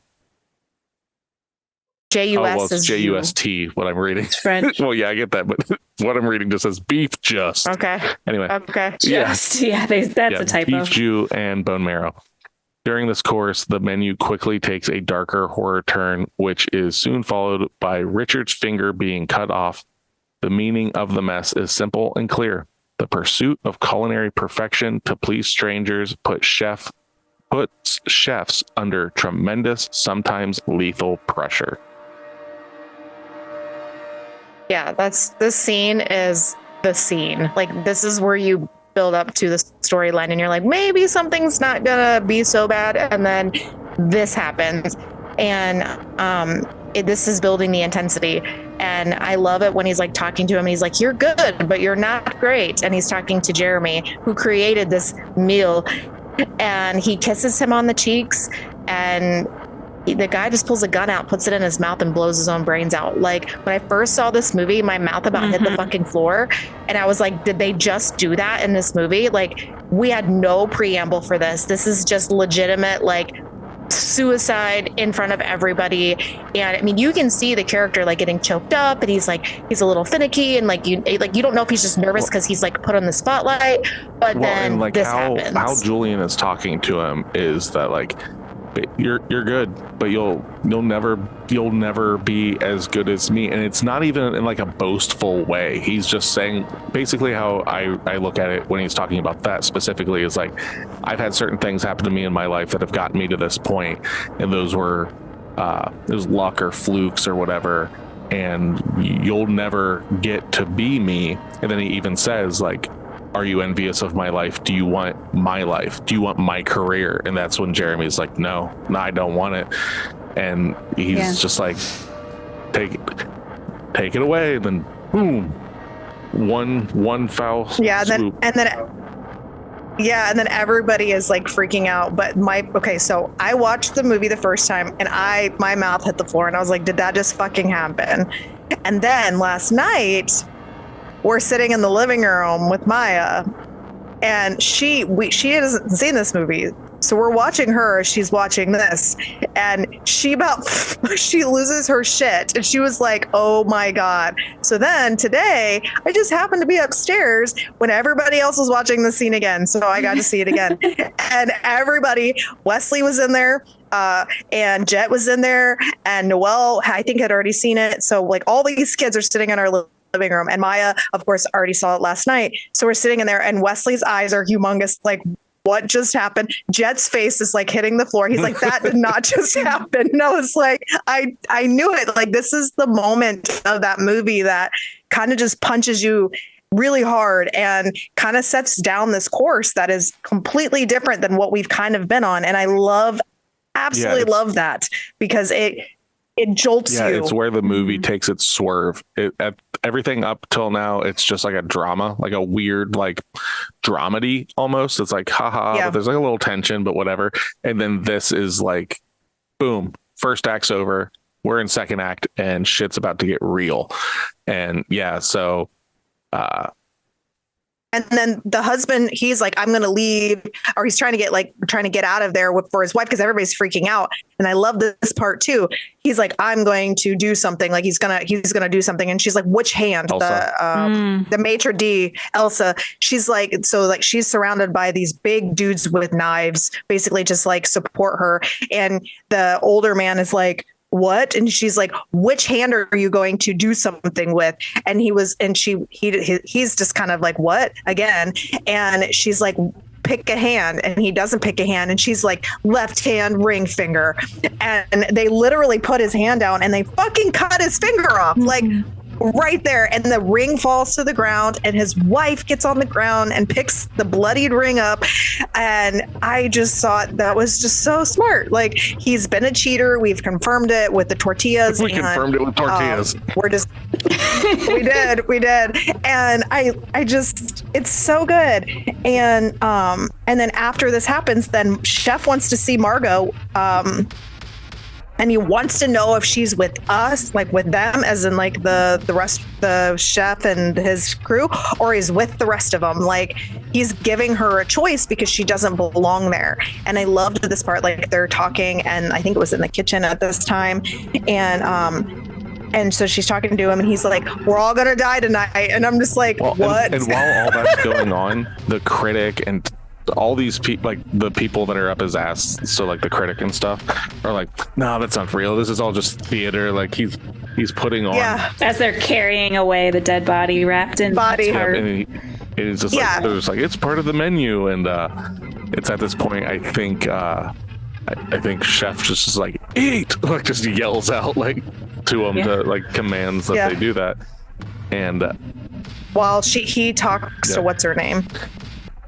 And then my favorite part is, do you die with those who give or die with those who take? Yep. You need to pick. I was like, that was powerful. He basically, like, I don't know if I'm paraphrasing or anything, but he basically uses the whole idea of like, I know a shit shoveler when I see one. Like, we're the shit shovelers. Yeah. They're the shitters. Which are you? You know? Yep. Well, it's like we're the ones that are serving people and they're taking advantage of us. Or are you the server or are you them? And like, he's definitely, he just keeps kind of like hitting her with that over and over and over again, because he's trying to figure her out, I think. And so like, he's pushing her buttons and like his own way, trying to figure her out and to get her to make a choice, because I think this, like I said, this makes him uncomfortable that she's there. He says it was, and this whole dining menu was painstakingly put together and she was not part of it. And because she's part of it, this is not my plan. This is not what I want. Well, it kind of makes you feel like he's having a hit of like remorse for it, like the decision he's making, because he has a moral thing, because like this was fine. Correct, if you weren't here, but you are here. Because and all of the patrons are being punished for things that have involved him in some way or another. And then the staff, they're not being punished. They are basically dying for the cause, as it were, to finish the menu, you know, like to do this. Yeah, it's for the art. It's to have their art basically, you know, written in history or whatever. That's that concept or whatever. So it's at this point that we get the palate cleanser, which is wild bergamot and red clover tea. So tea is not only a good palate cleanser, but is also a calming drink, which makes sense for it coming after the mess. It may be the most normal of the menu's dishes, but this is only to ensure that the guests remain calm for the next part, even after witnessing Julian not Julian, Jeremy. Even after witnessing Jeremy shoot himself, during this dish, Julian offers his guests a chance to ask him questions, as the tea represents the last moment of the calm before the storm. And in this case, he explains that the guests represent ingredients to a bigger concept, foreshadowing the end of the menu and the chef's intention of killing everybody. He explains why he despises every single one of them. This is when we find out why John Leguizamo's character is here. And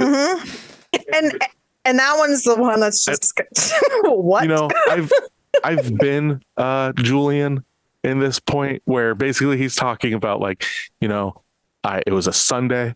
It was my first day off in months. And I went and saw this movie called Calling Dr. Sunshine, and it was fucking horrible. Like, that's the reason he's here. He's going to kill him because he ruined his one day off. Wasted my time. Yeah. Yep. And he calls Miss Bloom she damages livelihoods, and Phil's the enabler, which is her assistant. Mm-hmm. He tells him, you enable her, like her poor behavior. And I love that.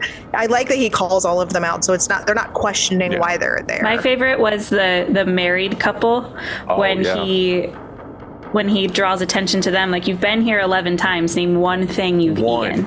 So right there, it's showing that they're not there for the experience. They're not there to appreciate what he's made. It's purely out of abundance. Yeah, they're just like, well, I guess we can go do that again. I guess we can spend $25,000 on a meal again. And I feel like it was $1,200, not $12,000. Okay, maybe that's right then. I mean, either way, it's still a lot of money. Still too much goddamn money for this. But because like he's like, just name one thing, and she's like, trout. We had cod. We had cod. And he's comes up and is like, oh, it was cod. He's like, cod? It was spotted trout, you donkey. It was halibut, but yeah. I'm with them. I don't fucking care. No, yeah, well, and during all of this, the dude bros are trying to break out through the glass that's not breakable, and this lady is such a good actress. The lady who plays Elsa, she comes over him and she just like lightly escorts him back to his table, like, sir, please sit down. Let me help you with your chair. And she like picks up the chair and just walks it back to the table. And also during all of this, like, he's also talking about Tyler's character, and Tyler's like, I could taste the bergamot in the tea, and like, I'm just like, and the look on Chef's face, well, because hilarious. there's all this shit going on, and like the one question he asks Chef is it bergamot, and fucking Julia's just like, yes, yeah, it's fucking is. What? And that's what I'm telling you, like his complete lack of like seeing what's happening. It's hilarious. Between him like just like going at it with the bone marrow course, and then drinking the tea and be like, I'm gonna try to impress you, chef. When all this other like, what the fuck is happening? Well, it's also at this time that the chef refers to them as they are all ingredients in the menu. Like all of you are ingredients in my menu. Yeah. And that's why I figured he was so frazzled by Margot, was because everything was meticulously planned and she wasn't supposed to be there. I didn't pick up on like what you were saying, Steph, about how there might be like a sense of morality with her being there, like he not wanting her to like be a part of it. I saw it as like kind of a controlling characteristic of, you're not supposed to be here. Now what am I supposed to do with you? Versus, you're not supposed to be here. I don't want you to succumb to what's going to happen. I believe that too in the beginning, but since I've watched it, I think that I do see the morality part because the way he treats her, and he consistently goes back to her over and over again to converse with her throughout the whole movie, that he treats her like she's the conundrum she is, but he doesn't treat her poorly. Like realistically, he's just talking to her, trying to figure her out. And the conversation they have later on in his office really kind of hits that home for me. I think he kind of sees a little bit of himself in her is a big thing. Oh yeah, he mentioned that. Yeah. So, but my other part was, so during all of this, we're talking about the regulars and the angel investor. Doug Varick. this was, oh my God, this is so Doug, smart. Doug Varick And is the investor that owns this island and everything, and it's the one that the dude bros work for, not with. Yes. And they hang him up outside, like highlighting him over the water with wings, and he's hanging. We don't see what he's hanging from. I'm guessing like it's a crane of some sort, I don't really know. So yes, and he's just there, and I think he is like tied up essentially, and everybody's like watching this as it ascends into the water, and the chef is kind of like, don't talk, like just let me watch. Like it's almost like he's enjoying the scene, and this guy just starts lowering into the water, and he drowns and he dies. And then this is when like the chef's talking about there are no substitutions. That's all my notes say, but there was something about substitutions when this is happening, and so he's not watching it. His back is kind of turned to it. His eyes are closed, like he's listening to a symphony, and he's picking things out because he says, "Listen, listen." And then as Doug like goes under, he's not even watching. He's just like, under he goes. Yep, he's like, hearing it. Yeah. You hear that silence? I'm free.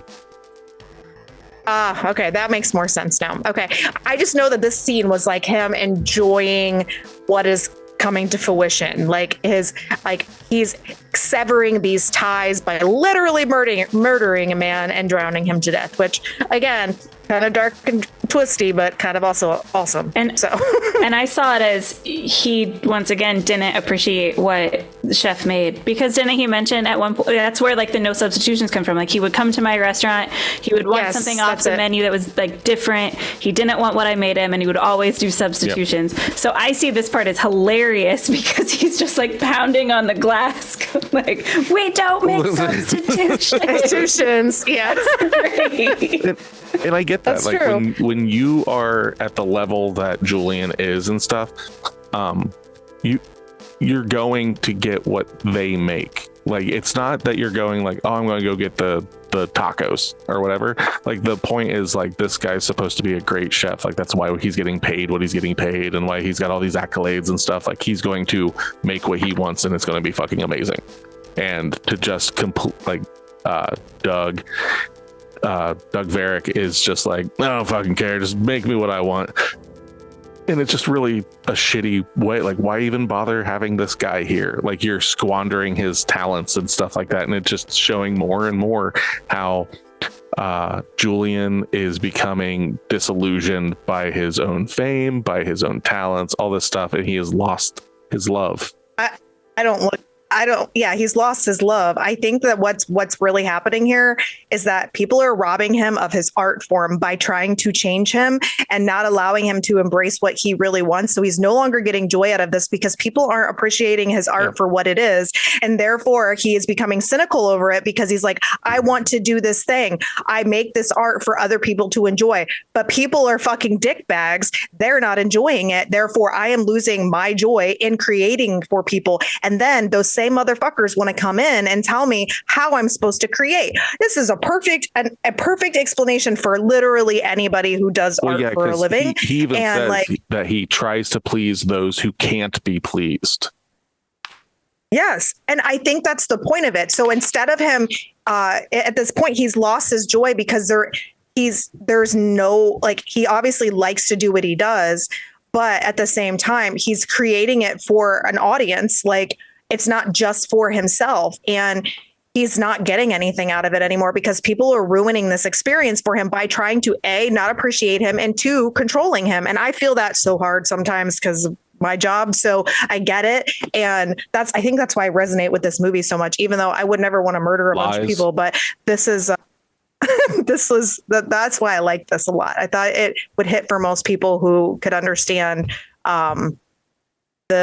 what he's going through emotionally, but just being an artist. So it's at this point that Margot goes to Chef's quarters, and this is when Chef is asking, so have you made your decision?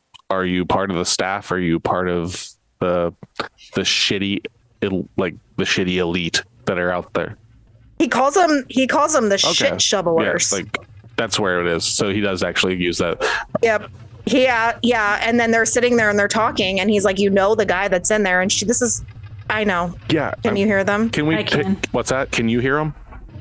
Yeah. Oh, Yeah, I'll go take care of it. All You right. tell the story. It's It's that's gonna be fine. ugly. Go I'm just kill 'em. warning you now. It's all right fucking above my head. Oh. And we had a very specific conversation that this is not going to fucking happen. And I can hear multiple people. It doesn't sound like it's just one person. Oh. So we'll just wait because I can cut all this. Okay. I had to turn this down. What are you trying to turn down? My light. I have a ring light camera. Oh, okay. Is it too bright? Is that your problem? Yeah, like I feel very washed out as the sun goes Well, down. are you using white light or warm? White. You don't use white. This is the other option. Is the ring? Can you lay something over the ring that won't block the camera? No. Because that's what you need. You just need to diffuse it a bit. Need to sit back further.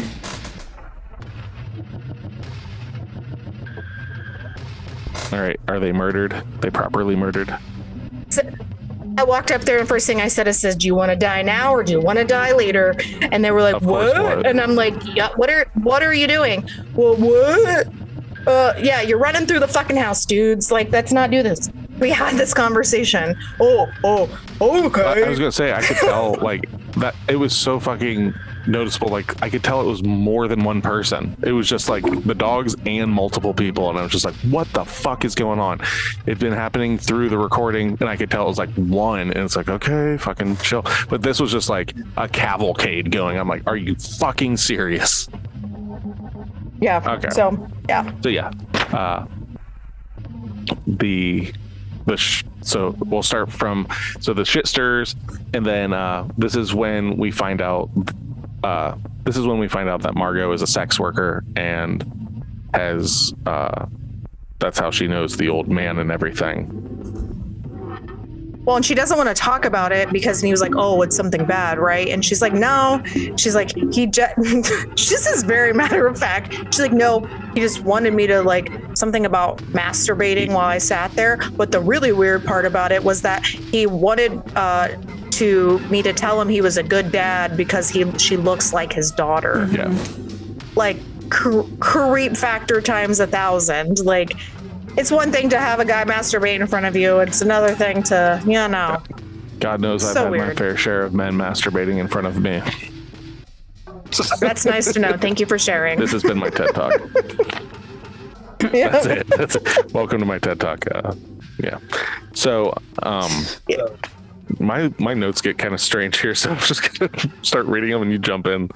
My next line is, "Mom got that wine," because Mom is at this point just Oh, she pours a big glass of wine, and then they cut to them basically going outside for the next course, which is ran by, it looks like Catherine Keller. Is that her name? Catherine Yeah, Keller? she's another sous chef. Yep.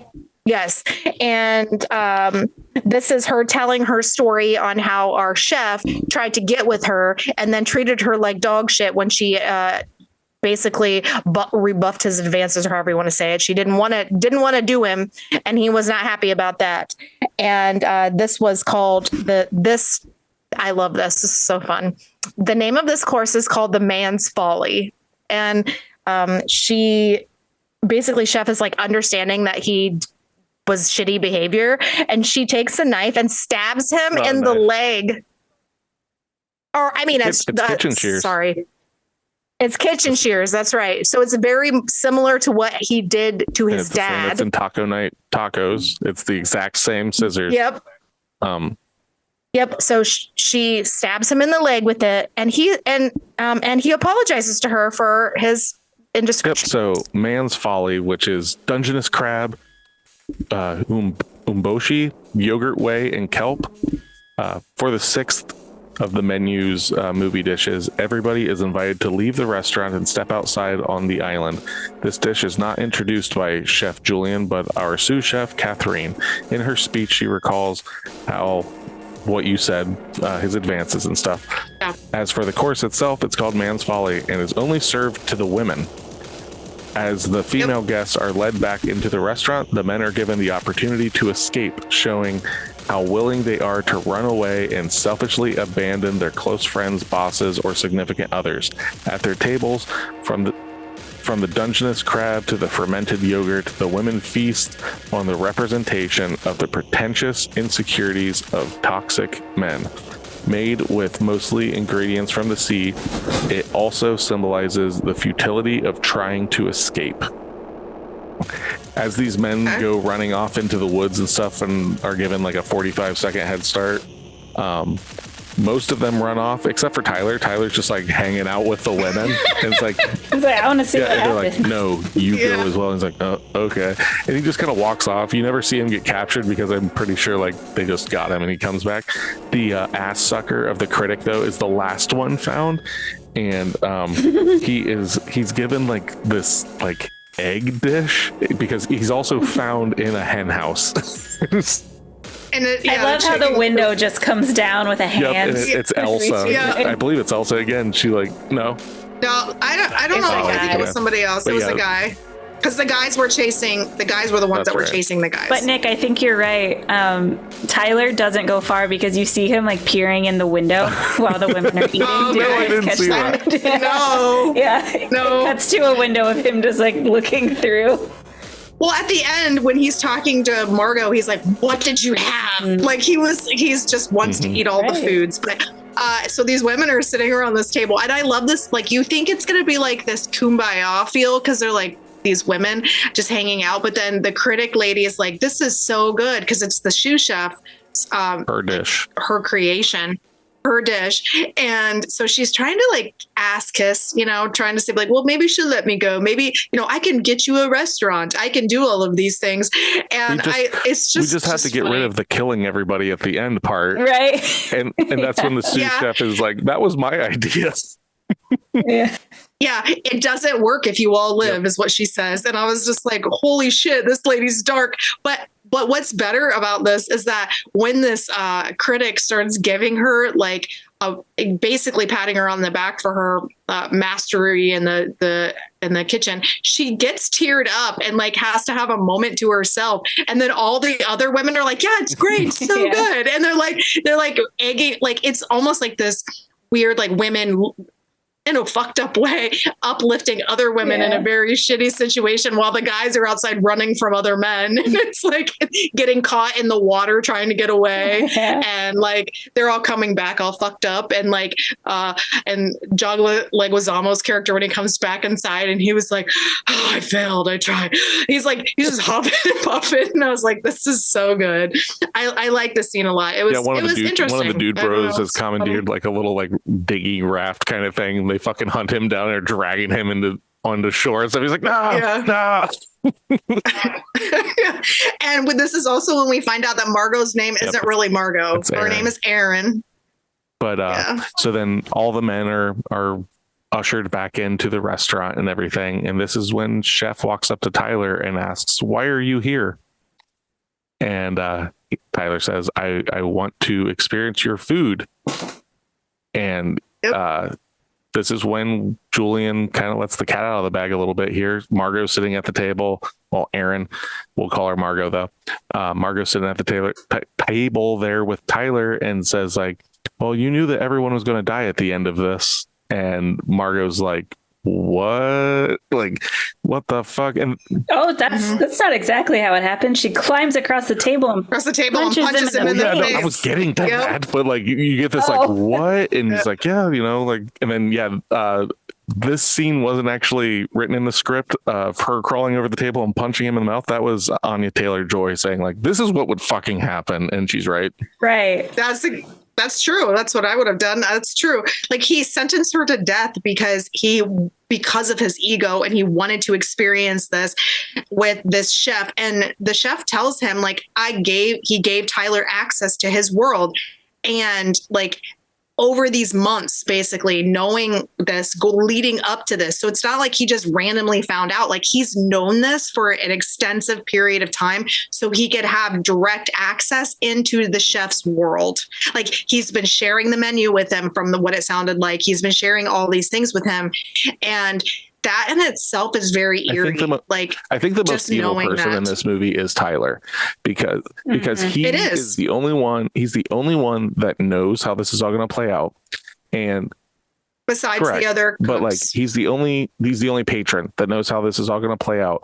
And instead of showing up on his own and being seen in the chef's eyes as like, oh, your girlfriend dumped you or whatever, he takes it upon himself to get a hold of a sex worker and basically just be like, you're exposable, like, or disposable. We can just bring you and it doesn't fucking matter.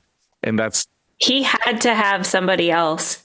Chef doesn't do tables of one. Okay. That's what he says. So it's not so much about like an ego thing as it is like, I missed that. If he wanted to come, he had to have somebody. So he picked a sex worker. His girlfriend broke up with him. I'm assuming because he maybe spilled the beans or whatever. That's a good reason to dump somebody. But yeah, I agree. But yeah, he had to bring her along to come. He should have brought his like a friend. Like, it's so it just deplorable. shows how bad of a person he is, because he sees her as, like you said, disposable. Mm-hmm. I did the same fucking thing. Well, and so then the other part is like, he's standing there and he's like, cooks belong in the kitchen. Like, he's like ramping up Tyler's character. Like, you notice the bergamot in this, like, oh yeah. Yeah. You notice the bergamot. You've been talking to me for all these months. I've let you into my world. And he's like, let's see what you can do. And Chef is kind of like condescending to him in like a low key way. No, he's straight up. This is a cat playing with his food. Mm-hmm. It is, but it's not in that like diabolical way, in the sense like it's in your face. Like Tyler, but nobody else is picking up on it. At least in my opinion, because he's so delusional. Definitely not. Everybody else knows exactly. Like, he is fucking like so like, oh yeah, like, let's just get this chef's jacket out for you, and like the way he's approaching. Oh yes, my favorite is he puts the chef's jacket on and he brings out the marker and makes it like this big show, and he's like writing his name on the white chef's jacket, Tyler, and like, print words, and like, and then the mom from her corner is like, handsome boy. And I was like, oh my God. And this is where Julian's just like, just looks him straight in the face. He's like, cook. He's like, what? And he's like, you're a cook. He's like, okay. And he's just like basically cracking that whip, and he's like, you're just gonna show us what's up. Let's, you know all this shit, like, fucking gather around. Like, gathers around all the crew, everything. All right, we'll help. We'll, you're the chef, we're your sous chefs, tell us what you want. And this is so and like, I couldn't imagine being in this, but he's just like, shit, and Julian's like, shit, do you want some shit? Is that what you need for your dish? And when he's commenting on how he's chopping the shallots, the shallots, be a new way that I haven't seen. Yes, Tyler is previewing this long lost way of chopping shallots that we just have not been witness to before.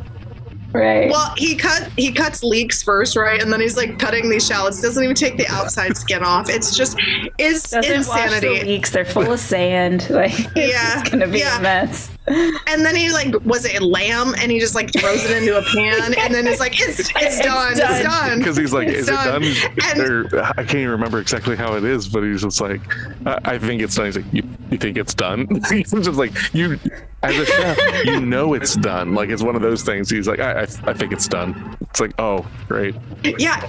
This was the hardest part, honestly, in the movie to watch. And that sounds weird considering everything that happens. It's not mine, because it makes me highly uncomfortable. I feel his discomfort in this. And I think that's why it's so well acted and it is so good in the movie. But I physically am just cringing just thinking about this going on in somebody's life, and he deserves it. Don't get me wrong. Right. Like, this I'm on is the other deserving. side of the fence. I'm like, I wish I could put somebody through this that fucking poses this, like, just talks out their ass all the time. So you get to see Julian actually impose. It's like, okay, it's put up or shut up time. Show like step up or shut up kind of thing. Yeah. And like where I said I see myself in Tyler, I definitely don't go that this far is you. to where like I think I'm as good as a chef. Like, This is you. I'll You said I'll never say I've worked in a. I think that you said I'm changing my name legally to Tyler Beast Renfield. I said I see a little bit of myself at the beginning of the movie. Yourself specifically in the scene. Oh my God! Shut up! I don't know how much you guys pay attention to the the breakdown of the meal, but this is my favorite description. When it says, "Oh yes," at the end, Tyler's when meal. They bring it up, Tyler's bullshit. Undercooked lamb, inedible shallot leek butter sauce. Utter lack of cohesion. So great. It is. That is so good. And if this wasn't planned, I guess, part of the menu. I think he says that. He's like, they're basically going off the cuff here. So we're adding a new course to the menu. Says, although this was not intentionally included among the dishes, in a twist, it is revealed that Tyler knew he was, whatever. He knew all along. So Julian humiliates Tyler, making him cook while everybody is observing and calling his food of undercooked lamb and inedible sauce terrible. It's at this point that Julian then, like, after they show off the meal and everything, like in the Food Network-y kind of style, Julian leans in, says something to Tyler, and Tyler takes his jacket off and walks off, and we are left to wonder, where did Tyler go? But before all of this, he says, "You are why mystery is drained from all art." He's talking about Tyler and how he's the know-it-all, and how you're the reason that this is why things are the way they are. It's that whole idea of like removing the magic of anything. Like, I just have to know everything about everything, and it just removes the mystique of it and like what makes it interesting. If you just see how all the mechanisms work, it's just not as fantastical or whatever if you know everything. Mm-hmm. But yes, and he leaves. We got that, and then it says Margot goes to talk to Chef. That's what I have in my notes after this. Is that when they're starting to get ready for dessert and Chef sends her off to go find a barrel? And that's when she goes to the smokehouse. And this is what I'm talking about with like, so we didn't know she was there. Did he set her up to go get this barrel? Because like what Elsa talked about when they come into the house. So she goes in and she finds a knife. And I wonder if he knows Elsa so well that it will play out the way that it did play out. I don't know. Like, it was very interesting because it's like he's there's the three of them in the hallway. There is a dead body hanging of Tyler, who has now hung himself in a room. I'm believing it's like Chef's office. And they're all standing. Elsa, Chef, and Margot are standing in this back area, and he's like, "I need you to go to the smokehouse," and he makes Elsa give her the key. Like, Elsa seems like she's gonna butt in, like, well, I can go do it, kind of thing. And he's basically rebuffing her and like, "No, I said, this is what I said, do this." And so I don't know, like, yeah, she goes and does all of these things, and she ends up at his house, and she ends up with a knife and all of that. But like, I don't know I honestly don't know. Like, that's the only weird part about this movie is like, what was the purpose of this? Like, why did he want her I think it's to do that? Specifically that he's basically making it that she's a servant, no more than they are. And he's giving her a job to do now. She's part of it. But he lied. What did he lie about? Do you remember? Like, so he lied. So, okay, I'll take you through this part. So ends up going to the smokehouse, gets the knife. She gets curious and goes into Chef's house and sees the pictures of Lillian on like Lillian's review is on there. And then it pans to him as like a burger chef when he was younger. And then she runs into Elsa. They get into a... Before that. That was before that, though. Elsa and her fight before she sees the burger. Okay. Well, at any rate, Elsa mentions that I won't be replaced. He didn't tell me about I didn't forget. He didn't tell me about the barrel. So it's not even so much that he's necessarily giving Margot a job, but it seems like in that he, like, does he know Elsa well enough that this would transpire this way? I think it's more that maybe it was going to be somebody else that was going to do it, and he just pushed it off to Margot, and then Elsa, being the overachiever and everything, takes it as, well, what he could have told me. Why didn't he tell me? And I will not be replaced. And I don't think that's what he's trying to do at all. He's just giving her a job to do. And Elsa takes it upon herself to be like, I'm being replaced. This is something that he would have normally, like, everything's so pre-planned and all this stuff. Maybe it was something that, somebody else was going to get. We later find out what the keg is, or the barrel, but yeah. So then, but Chef lies and says, like, she forgot to do this. I need you to go do this, Margot. Does he? Yeah. I don't remember him saying that she forgot to do it, because he does say that. He's like, I don't know if he said she forgot to do it, but he might have, when he was like, the barrel wasn't basically gotten. And he might have said that she forgot it, because then she reiterates, well, I didn't forget it because he didn't tell me. Yeah. So that's what I mean about, like, the puppet master component of it. But part of me was also like, is this his way of wanting her to get free? And he's giving her the keys to go and leave, essentially. But that was my question, especially when we first watched it. It was like, this is his way of, like, giving her the go ahead to run away. I mean, they're on an island for her, though, because when she goes to that house and stuff, she finds a radio, which we'll get to in a little bit, and he calls her out about that shit. So it could have been just like a test kind of thing. But so yeah, like, she's there at the house and everything. We see that his home kitchen is basically a, like, restaurant grade kitchen. Elsa gets all pissed, knife fight ensues, and it comes to the point where Margot ends up killing Elsa with the knife it looks almost like a bread knife or something. And it looks like a fillet knife, carving. Yeah, like because it was in the smokehouse. Oh, right on. So then Margot goes and starts kind of checking out the house. She finds what I guess is Chef's bedroom, and that's where you're talking about all the different places, like the review from the critic and all this stuff. No, his bedroom is right off the kitchen. You see the bed, and all of the stuff is very barren, just like it was in the place earlier in the movie where you saw where they live. So the only thing that's opulent in this house, other than it's nice on the outside, is his kitchen. Everything else is bare bones.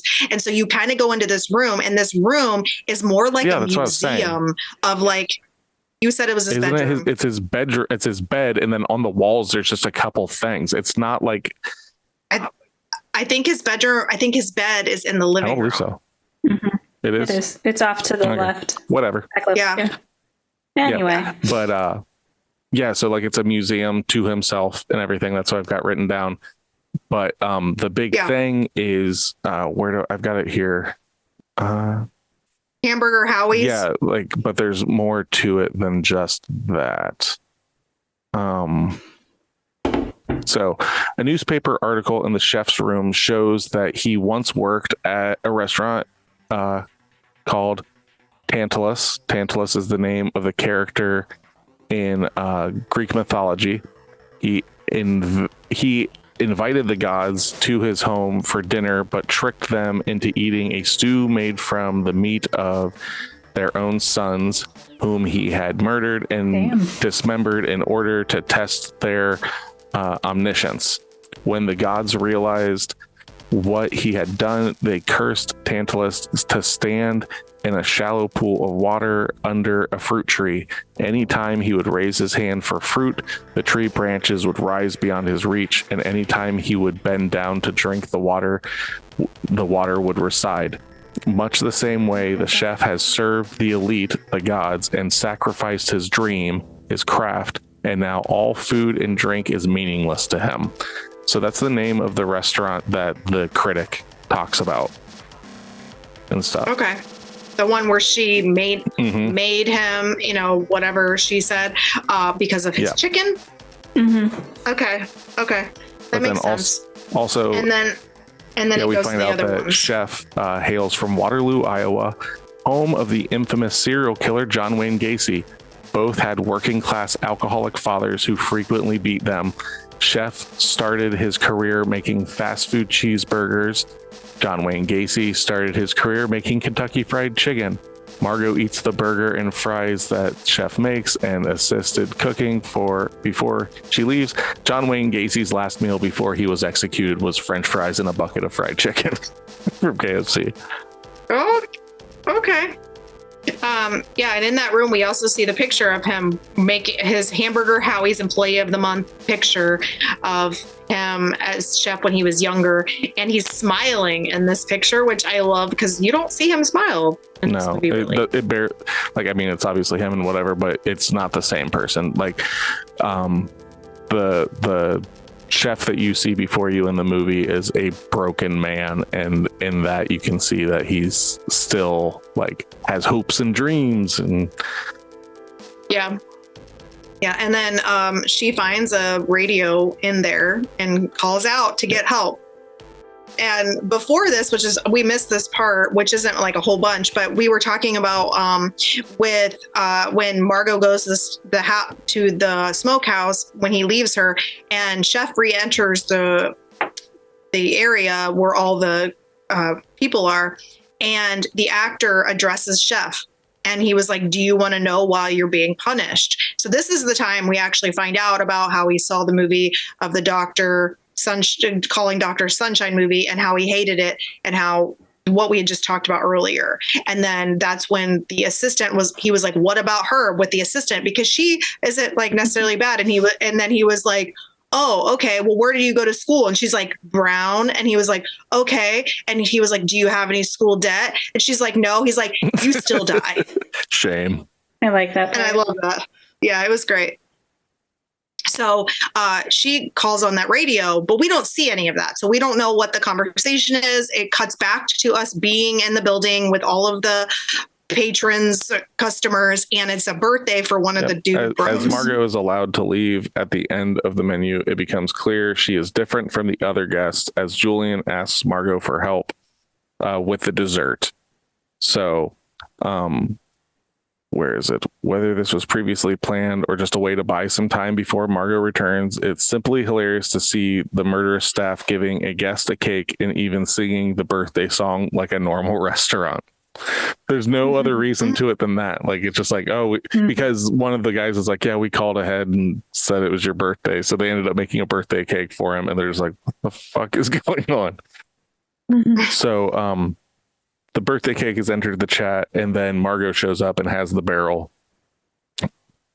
But she comes in badass style. She like comes carrying this motherfucker, and she like kicks it. She's like, fuck this. Here's your shit. Kitchen.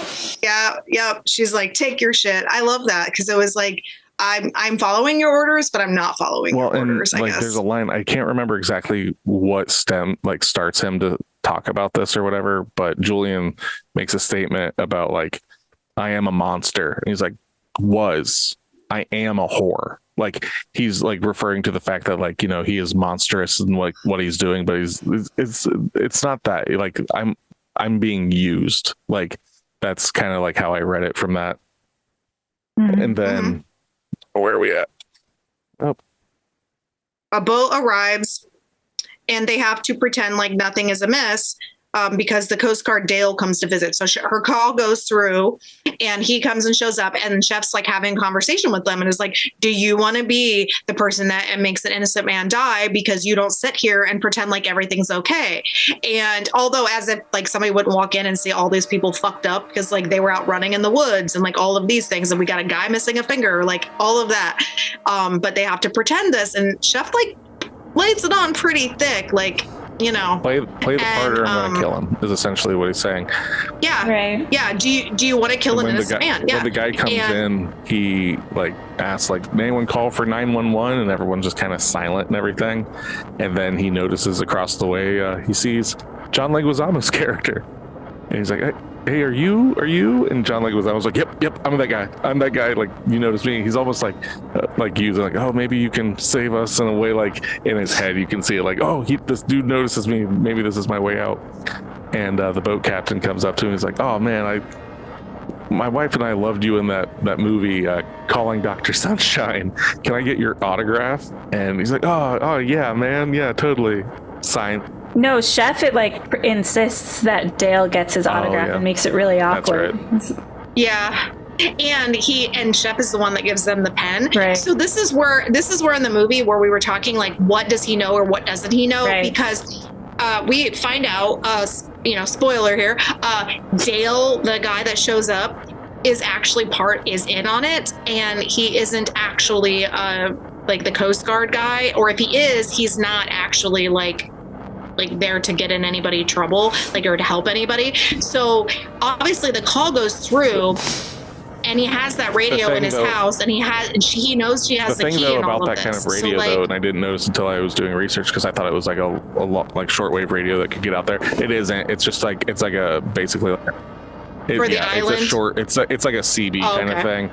So as much as they think, or she thinks that like she's able to like call out, the only person that you're actually going to be able to get a hold of is our guy, like on the boat, that's like probably just patrolling or whatever, So yeah, okay, that makes sense. It's not like by happenstance or anything. Like it's straight up like, well, he probably uses it to contact other people on the island. Just it's easier to do that than lay phone lines and stuff. But okay, that makes more sense. Mm-hmm. But so when that's all going on, the boat captain starts walking away, and he goes to look at his autograph that he got, and it says, I believe it just says like "help us" or something to that degree.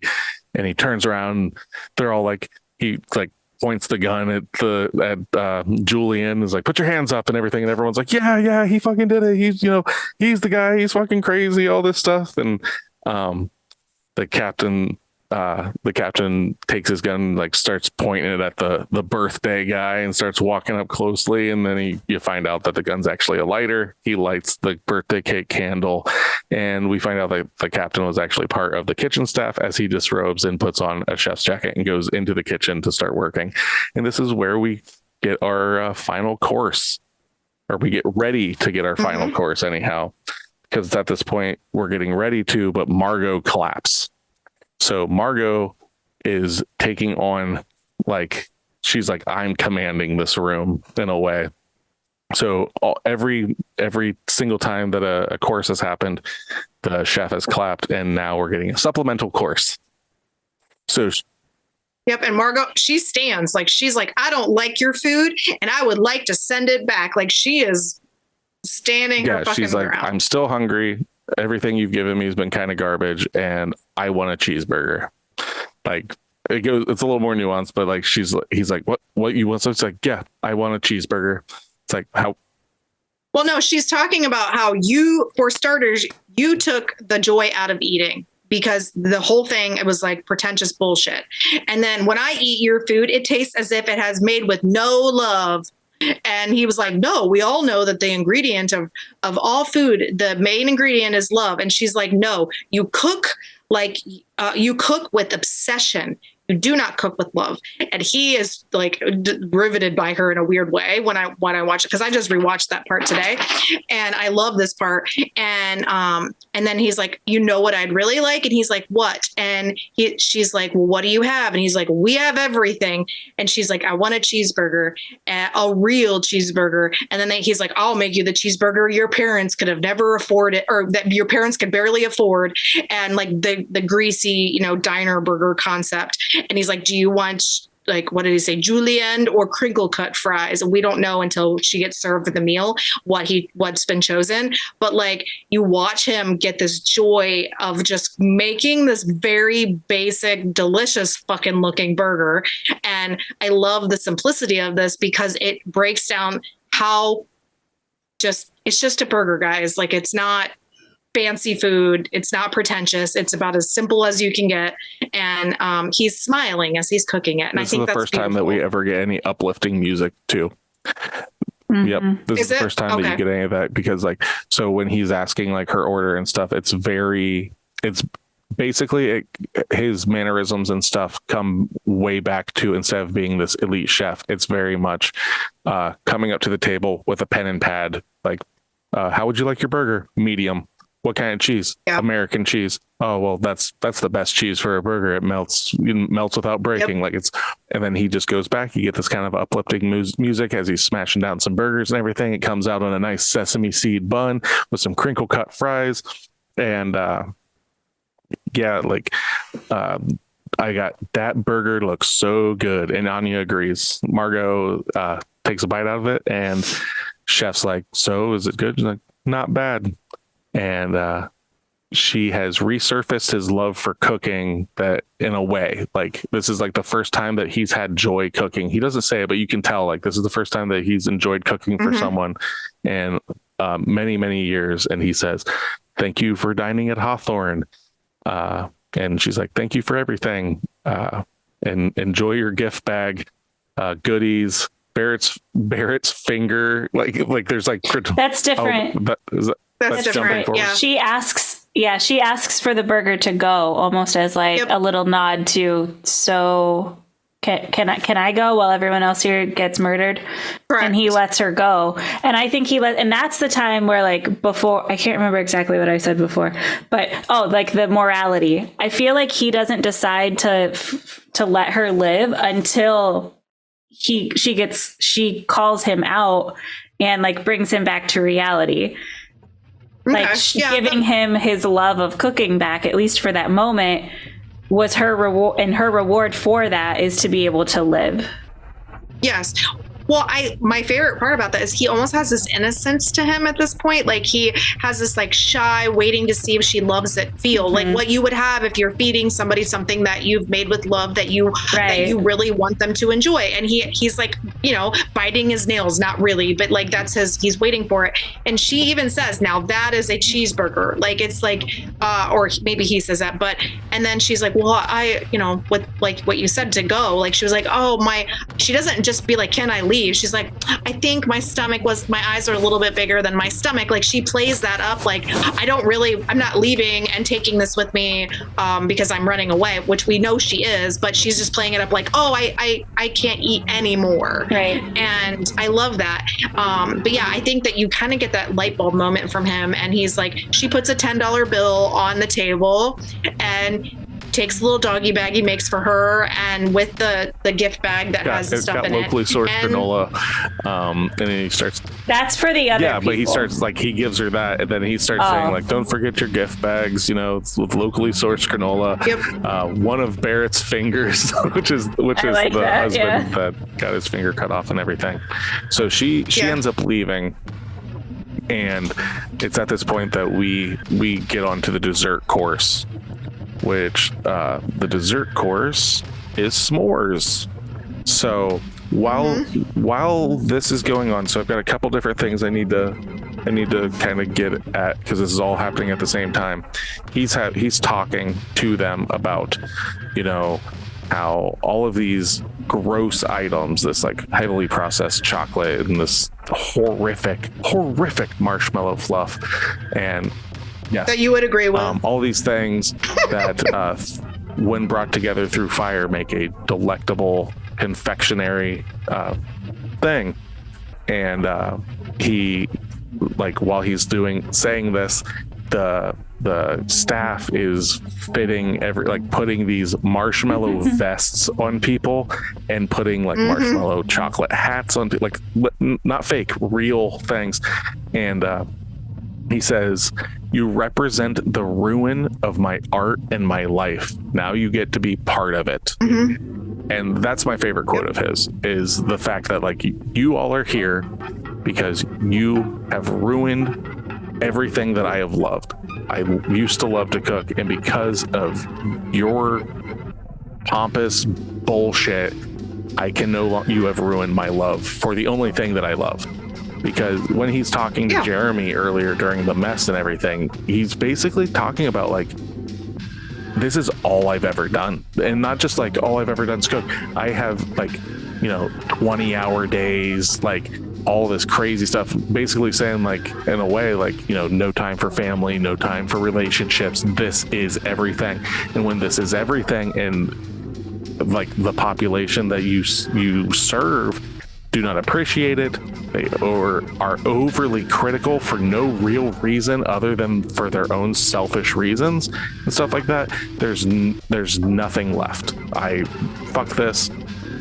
We're going out in a blaze of glory, and you're coming fucking. You want to fucking be. You want to say that you know me, or you want to say that your review of my stuff is what made me, and that's more. You're more important than what I've done. Fine, then you can be part of my last dish. So as they're fitting them with that, they're doing like the spoon swipes of stuff like on the floor, and like the whole dining area and stuff is basically decorated as if it were a plate. It's beautiful. Like, it's really well put together. Even though it's just like their last hurrah. So after everybody pays, the staff prepares the final course. S'mores may be a simple course, even called boring by chef, but it is often associated with childhood, innocence, and good memories. Innocence. Out of the menu's movie dishes, this was also the most epic, a fitting finale for everyone involved. Ironically, the dish ends everybody's life with the fire necessary to make the s'mores, killing everybody and destroying the restaurant. After all, as explained multiple times throughout the menu, Chef Julian's plan only works if the guests die. So what he ends up doing is they're pouring like basically like alcohol on the patrons. He pours it onto himself, and basically is saying like that he's going to purify them through fire and brace the flame. It cuts to like Margot on the boat, and she's just on that boat that came earlier and everything. Well, he's talking about rebirth, and like this is where we're starting from scratch again, essentially. And the woman, this is where like when Margot leaves, this is where my turnaround for the wife is, where so when Margot leaves originally and she's walking out like hesitant because she's feeling guilt because she's leaving all these people behind, the woman basically just shoos her away and is like, go, like, get away from here. And then so she holds no anger towards her for being with her husband. She wants her to escape. But then in this scene, and this is what and it gives me chills just thinking about it, as Chef is standing there and he's got a hot coal, I think, in his hand, but he pulls directly from the fire. He is giving him this speech about the purifying and all of this. And the woman, when he finishes, she thanks him. She says, thank you. And then the motherfucker drops the coal. And I'm just like, as he gets ready to drop the coal, he says, we must be cleansed like martyrs and heretics. Again, another nod to like the religious undertones of this film and stuff like that. Chef burns with the s'mores. He's basically the catalyst of it, which I think is beautiful. So he drops it, which he then erupts into flame, and the flame follows the alcohol to all of the patrons as they then become s'mores. They begin to burn. The kitchen staff begins to burn. I believe it's the barrel that they brought in. It looks like maybe it was like full of propane, how it was like blowing and everything. And they turn all the ovens on, and then we cut to Margot sitting on the boat, and you can see in the reflection of her eyes the explosion of the Hawthorne, and Margot eats a cheeseburger watching it burn, wipes the mouth off with the actual physical copy of the menu. And we get credits. That's the end of the film. And the description of s'more is marshmallow, chocolate, graham cracker, customers, staff, restaurant. Just those little details. I love those little details. And I love the other part where he's getting ready to die, and he's like, "I love you all," and then everybody in the area for the cooking area is like, "We love you, chef," and then that's when all hell breaks loose. It's such a heartfelt way, because he's not like, "I love you all." It's very like a commander to his army. It's like, "I love you all." They're like, "I love you, chef," and then he drops the fucking thing, and everything burns. And And you get to see like the melting of the chocolate on people's heads. And like, I love the visuals of this. Like, it's not grotesque in any way. It's actually very artful. And I like how the whole movie is just very artful, but I really liked that. So about that. that's, as far as I'm aware, that's The Menu from 2002. So, at this point, we will give our own little score ratings for this movie. Does anybody want to go first? I will. Okay. So I love so many parts of this movie. I really like that when I originally watched the trailer for it, I thought it was going to be kind of the usual like chef serves people concept. I thought that too. So right. So I really liked that it took a weird spin, and I disagree with the 1 out of 10 review saying that it was a common storyline, because I've never seen anything like this. And like I said at the beginning, I really enjoy like food culture and following chefs and blah blah blah. So that's the setup of this movie is something that I'm kind of familiar with as far as like the kitchen and blah blah blah, all of that. So I really liked just the setting in general of this. I really liked the satire in it, which was something that I had to go back and make sure that it was supposed to be that way, which once I figured that part out the second time watching this, I loved it even more than the first, because you notice a lot more subtle nuances, like a lot of knowing looks and maybe phrases that lead into foreshadowing that you don't notice the first time around. I loved that. All said, I could talk about, like, we just talked about it at length, so I'm not going to go back into it, but I give it an 8. I plan on rewatching it. I tell people about it often, like I told you guys.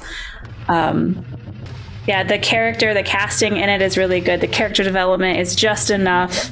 Everything ties together nicely. It leaves me only with that one question that we talked about of how much did he know, or how much did it play out the way it was supposed to because she was there. All in all, it's a beautifully made movie on so many different levels. Solid 8 out of 10. I agree. Yep, that's good. So I'm going to kind of go at this a little bit differently because I have some other ratings from other family members that I asked them. So I'm going to go with mine first. I wasn't sure if I was going to like this movie the second time around as much as I liked it the first, because that seems to be a going trend sometimes when you already know what's going to happen. I did not feel that way after I watched this movie. I will watch this movie again, hands down. I really, really like this movie. It's like I've said already in this, it's very artful. It's very... I'm very big on writing and story driven and the way the plots are put together. And if it makes sense, this makes sense. It ties everything up beautifully. It is very well written. It's actually brilliantly written, in my opinion. And it's not in an over complex way if you look at it at the base, but it is the way they execute it is what makes it brilliant. And I do wish we would have known kind of a couple little bits and pieces, like Tasha was saying, especially like what did he say to Tyler that then forced Tyler to go hang himself and things like that we will never know. I think he specifically just said, I don't like you. Probably. Yeah, I don't like you. Go hang yourself. Yeah. Probably, but like those are the parts that I want to know, because I want to kind of see that for character building. And but overall, I love this movie, and I loved it more this time than I even liked it the first time. And then watching it obviously with other people and seeing their reactions to this movie also kind of bumps it up a little bit, because they're also getting something out of it as well. So my initial rating, I think going into this was like yesterday, I think I said I was going to be like an 8 or something like that. But I give this an 8.5. I think that this is definitely a movie people should watch. I really liked it, and I would recommend it. I've already recommended it to some of my readers, so I would definitely do that. And I talked to our kids about this, other than Kylie, because she's kind of left out. So Maya, the one that watched it with us last night, she rated it last night a 9.75. She loves this movie. But when I talked to her about it today, she said, after she watched it a second time, she said, I would rate this a 9 to a 9.25. And I said, why did you change that? She said, because she's 15. She's like, I we stopped the movie a lot last night when we were watching it to talk about things, to make notes and kind of go back. And she was like, if I didn't have that where we could talk and have the dialogue about things, she's like, I wouldn't have caught on to as much. So she appreciated it more because of that. And then we talked to her boyfriend and our daughter Noelle, who had already seen it, and they gave a 7 and a 7.5. And then our son Wes, who's very young, so most of this is very over his head because he's 10, he's very young. He gave this a 9.5. He thought it was amazing. So, and him and I kind of talked about it a little bit because he didn't understand certain parts. And so we kind of had to have a little bit of discussion, and then what he thought it was, what it meant, and then what I thought it meant, so you could get his perspective. So we talked about that earlier today.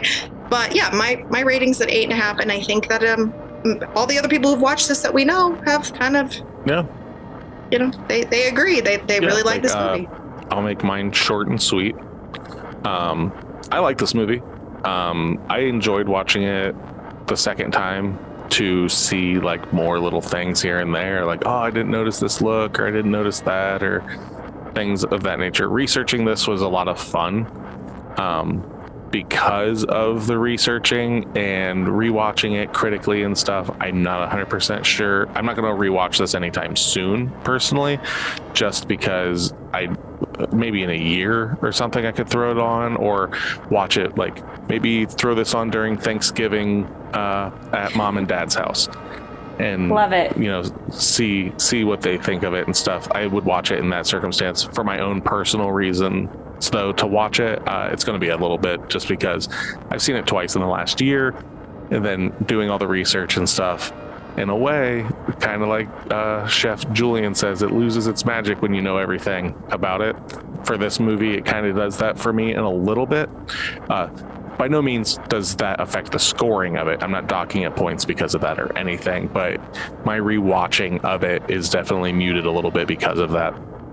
All that being said, I came into this expecting, rating it off of what I remembered. I was like, I think it's probably like a 7. It's like it could drop, if it really sucks upon subsequent viewing, it could drop down to a 6. So I was like, it could lose a point, and at the most, I think it could gain a half point. So it could get up to 7.5.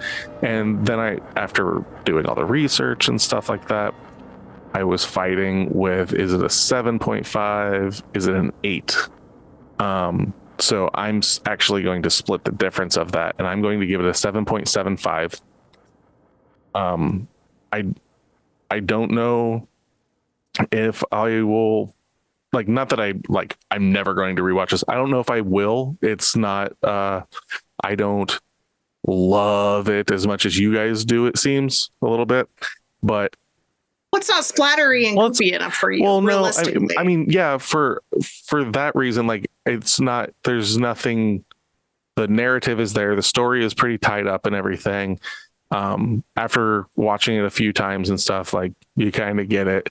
But, like I said, 7.75 is what I'm giving it. So, Tasha, what's that give us for our graded score? It gives us an 81. 81. Dang. All right. So this movie makes it into our top 3. This just beats out Evil Dead by 1 point. Okay. So this is second to Scream by the trio of terror. Yeah. Okay. So here's another thing. Who was your guys' favorite character in the movie? My favorite character is Chef Julian. Okay. I bounce between Chef and Margot. So yeah, those are the only 2 characters that matter realistically in my book in this movie. Yeah. Everybody else is cannon fodder in a way, and just side stuff to what the important part of it is. Yeah, but some people could like Tyler because he's a terrible asshole, and they like terrible assholes. yeah. Yeah, if somebody says Tyler's their favorite character, I'm going to show them the exit. Yeah, I think the chef shines a little brighter in this. I think he's also a more tragic character, so I think that kind of hits you a little bit more in the chest than her character does. But yeah, yeah, that's what I would say too. Honorable mention to John Leguizamo playing Steven Seagal. Yeah, that's definitely that's a weird I don't even. It's kind of fucked up, but it's funny. Yeah, I like that pettiness. It's great. It kind of is, yeah. Like Steven Seagal can't act, and I'm going to act like Steven Seagal. So. Fuck yeah. Yeah. So, all right. So that brings us to movie club. So, movie club for next week. We will be watching a movie that, as far as I'm aware, none of us have watched. Uh-oh. It's been on my list since I had heard about it. I'm scared. I have talked to Steph about it, and Steph had interest in watching this movie. This movie also seems like it would be up Tasha's alley. So this is why this movie is getting brought to the forefront. I feel that... Is it a Mike Flanagan film? No, okay. It is not. This film goes by the title, The Night House. Oh, yeah. That sounds cool. Okay. Yeah. So we will be watching The Night House for our next episode. All right. For Pot of the Dead, I am Nicholas. I'm Stephanie. And I am Tasha. Come back and listen to us. Or else.